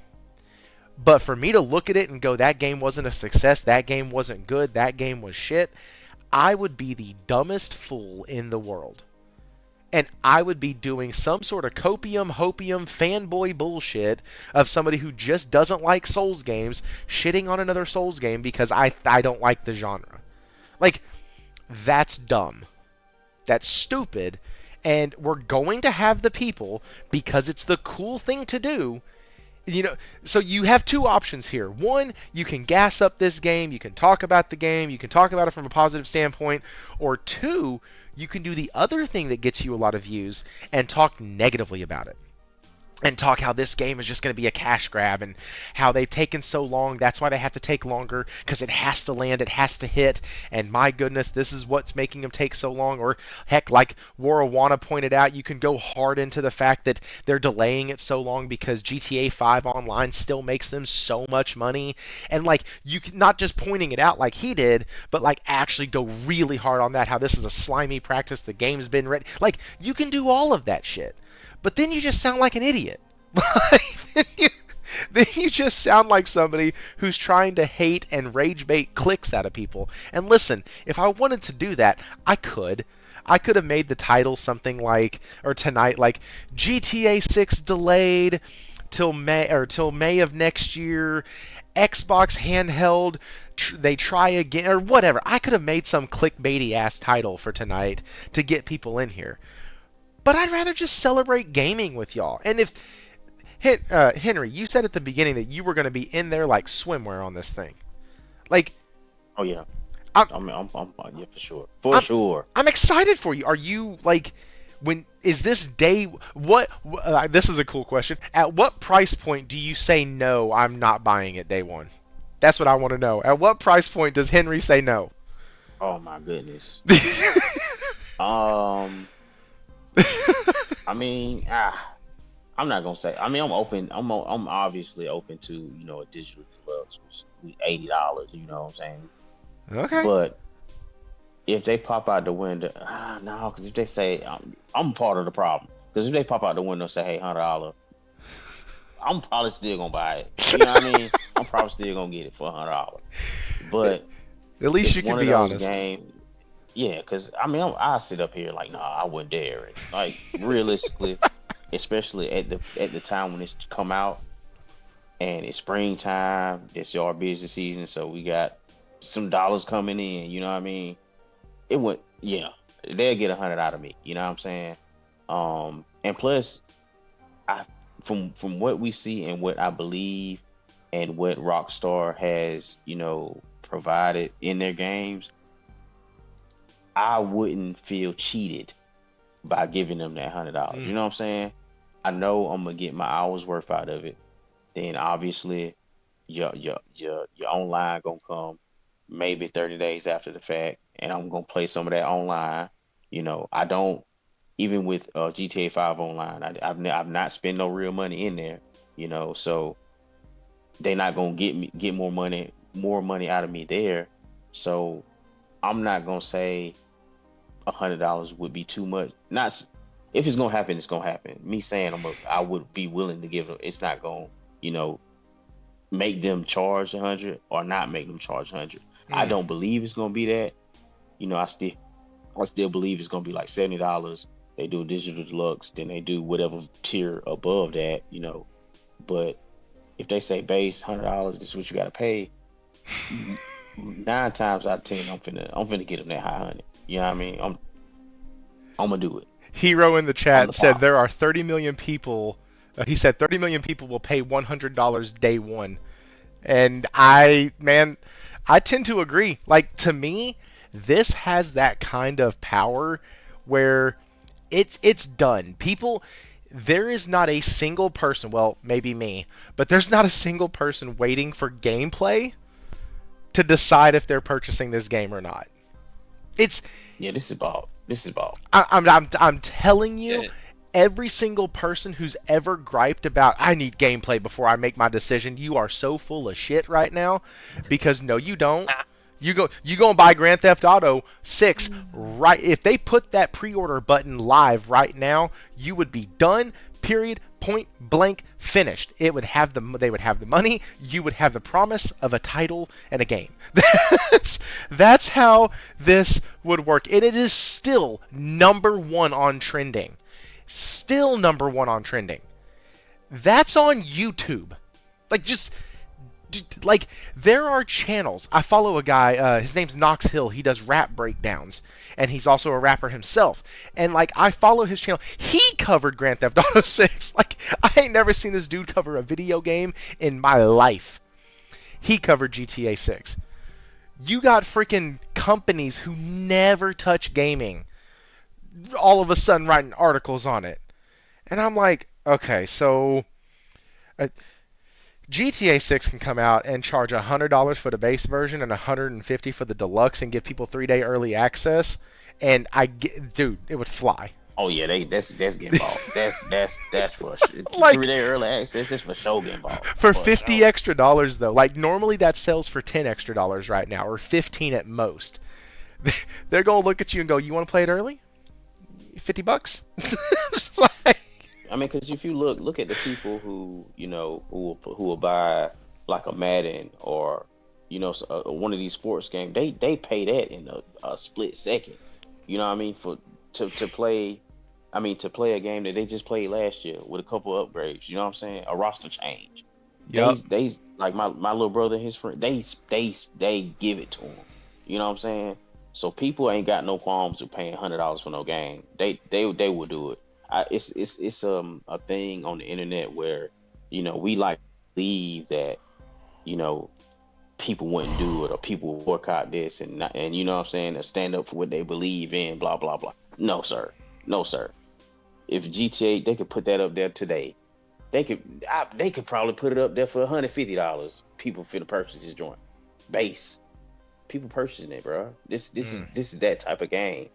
GTA 6 is gonna be like what GTA 3 was. GTA 3 took the earth by storm. You know what I mean? When it came out, this is gonna do that. People been hankering for this, and look at it, bro. Look at it. This is the first trailer too. This isn't even the newest one. This is the first trailer. Come on, bro. Look at this. Look at this. Come on, bro. So, this just shows you the wild, crazy junk that's gonna be in this game. Look at this on the car, shaking tail. Come on now. And then you got the granny and the moo with the two hammers. Man, it's going to be nuts. And I'm honestly, I'm excited for every single person who's gonna grab this game. Y'all gonna get it day one. Y'all are gonna no life this Joker, and I'm never gonna. I ain't never gonna see any of y'all ever again. 15 months, isn't it? Do what? You see what I'm saying? Come on, bro. The I was asking him what time the difference between the first trailer and the second trailer is like 14 or 15 months, isn't it? December 4th of 2023. So yeah, roughly. Yeah. Yeah, well, what's that? 50? Yeah, 17 months, nearly 18 months. Jeez. Imagine Yep. what they're going to do between now and then. And it has 255 million views. Shit. Come on now, bro. Come on. It's over. This is the game, bro. This is the game. So, I understood from Henry, you're day one. Falky, I've never heard you talk about a GTA game, so I assume you're not day one, but are you day one on this title? Not too much of a tight ass.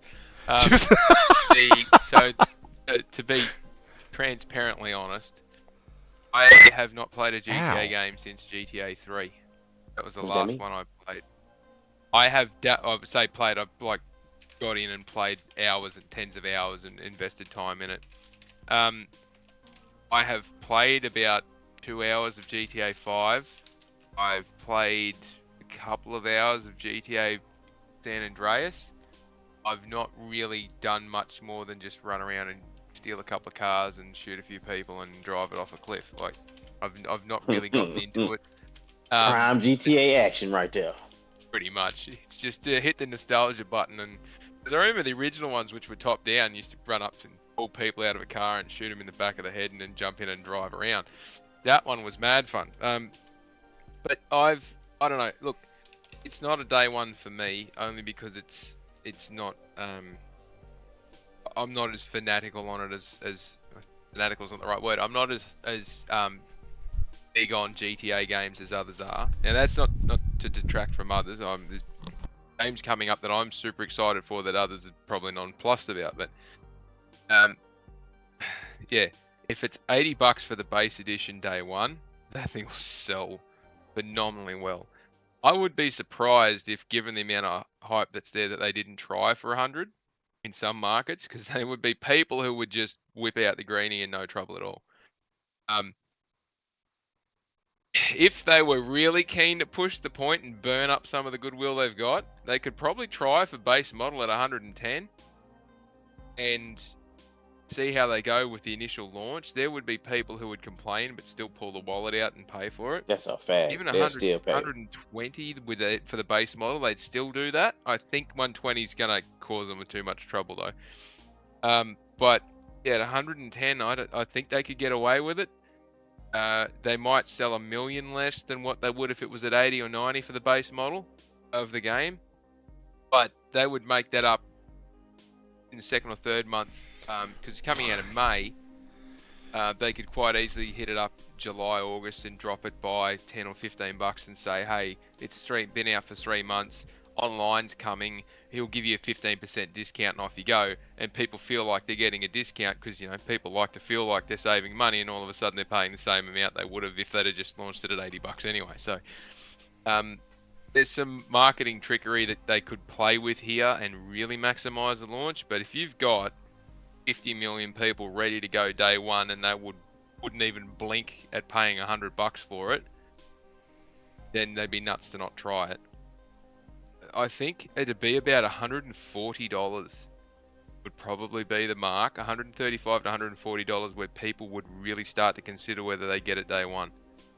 And the reason I say that is based off what we've seen out of this, how it looks, and it's 12 months away. They're giving people a chance to save for it. They're not saying, hey, here's a look at it that's out in 6 weeks.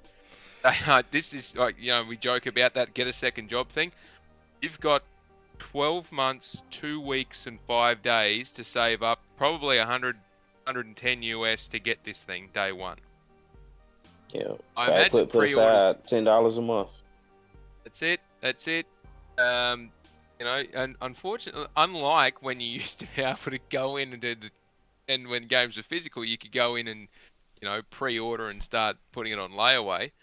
You can't do that anymore. You got to manage your own money. But it's probably a good thing that they're not doing a physical release. Is the only way you can get this thing. Because you imagine trying to coordinate 50 million copies on day one across the world. It'd be nuts. A midnight release would be crazy. It Man, would be, wouldn't it? it would be Hey, absolutely look, nuts. Could you imagine? You imagine doing that midnight release, and if they actually do have physical copies available for midnight release, if you owned a game shop, you would be advertising the shit out of that. You'd have a bloody Vice City themed party. You could charge $50 a ticket for people to get in if you wanted to, and you could make an absolute event of it. But again, they've given us plenty of warning because it might be in autumn. What was it? Fall of calendar year 25. So we had a vague idea. Well, they were saying a vague idea. It's always they've been flagging it. This thing was going to hit 26 from the middle of last year.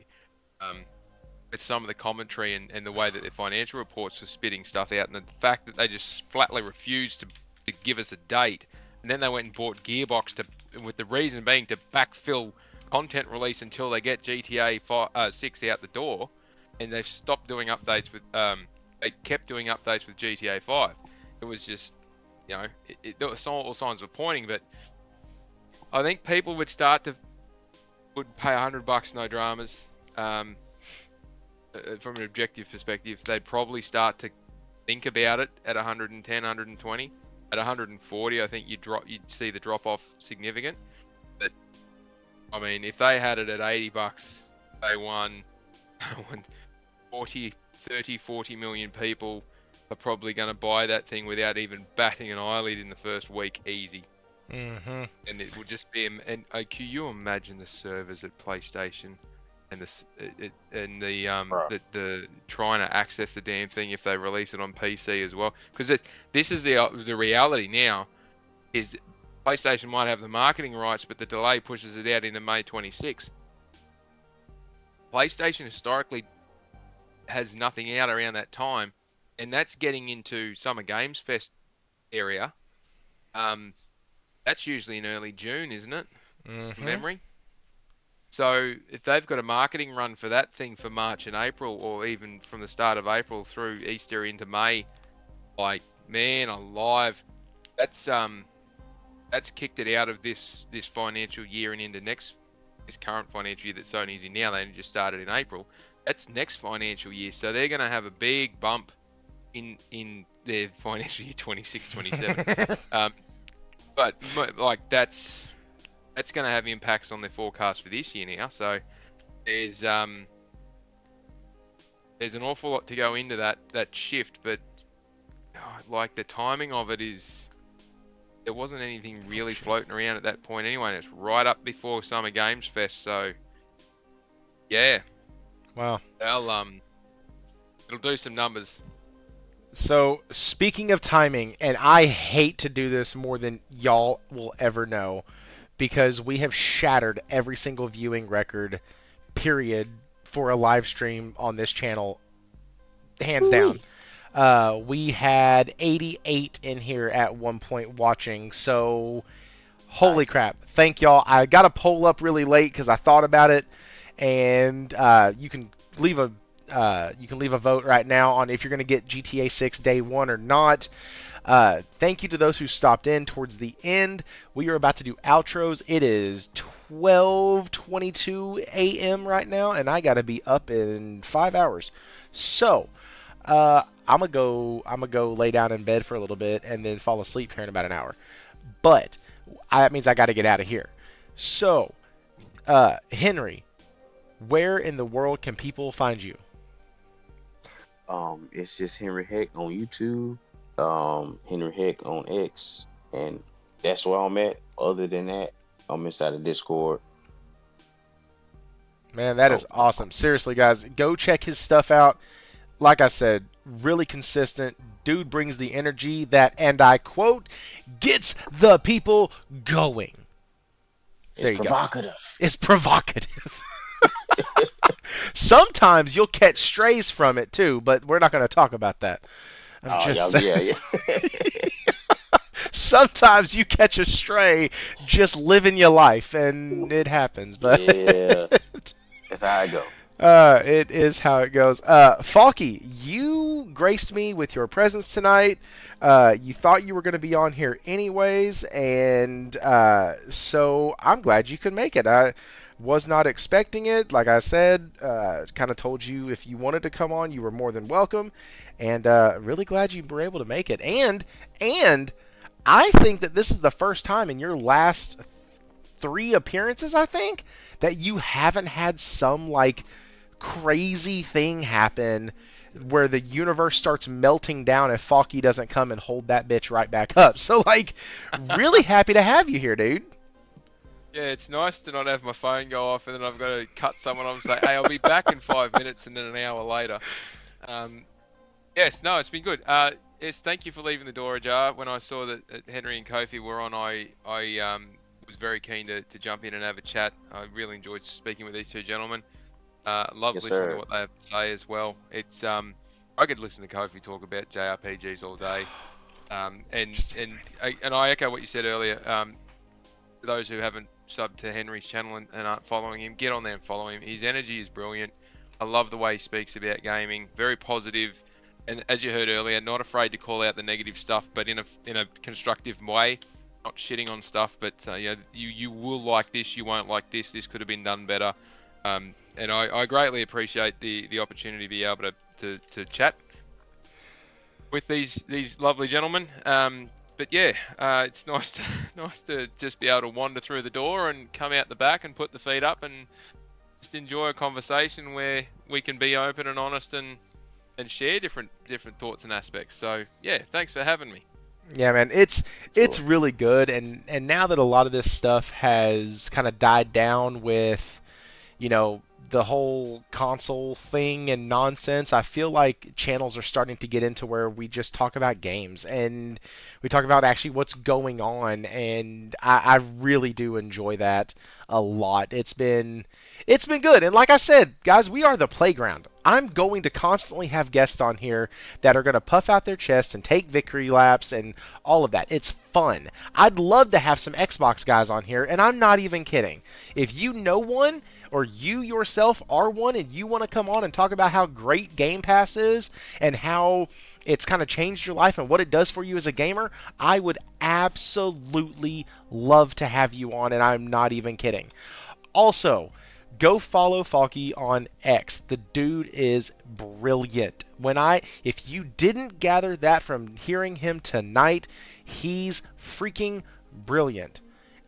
Go follow him right now. Like right now. 100%. Go do that. You're too kind. You're too kind. With that being said, Warawana, Mark Carter, Stephen Leon, y'all are the ones who either gave super chats or became a member or gifted members. I'm eternally thankful to each one of y'all for doing that. It has been a wonderful night. We actually hit 92 people in here. When I tell y'all, I can't believe it. Like, I want to go for another 2-3 hours because of it. Like, this is that stuff. The money aside, making money from this channel is great, but seeing that many people in here at once, hearing what we're all saying, listening to the guests that have been brought in, like, I'm so freaking humbled by that, and I am not kidding. And I'm kind of glad that this is at the end of the stream, because most people who watch this afterwards won't hear this.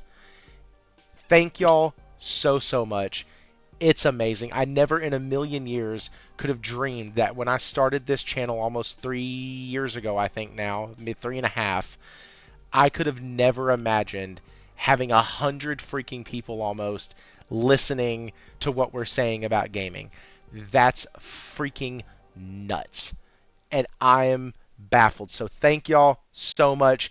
Also, if you are here right now and listening, after this video ends, wait about 5 minutes, come back on and leave a comment. It can, hi, bye, kiss my ass. I don't care. Leave a comment on the video. It helps out tremendously. And with that, guys, I am out of here. Thank you again to the guest. And everyone, Next Level Savings just dropped on PlayStation today, and there are some freaking bangers on it. So go check that sell out. It's awesome. Have a good one, and stay thrifty.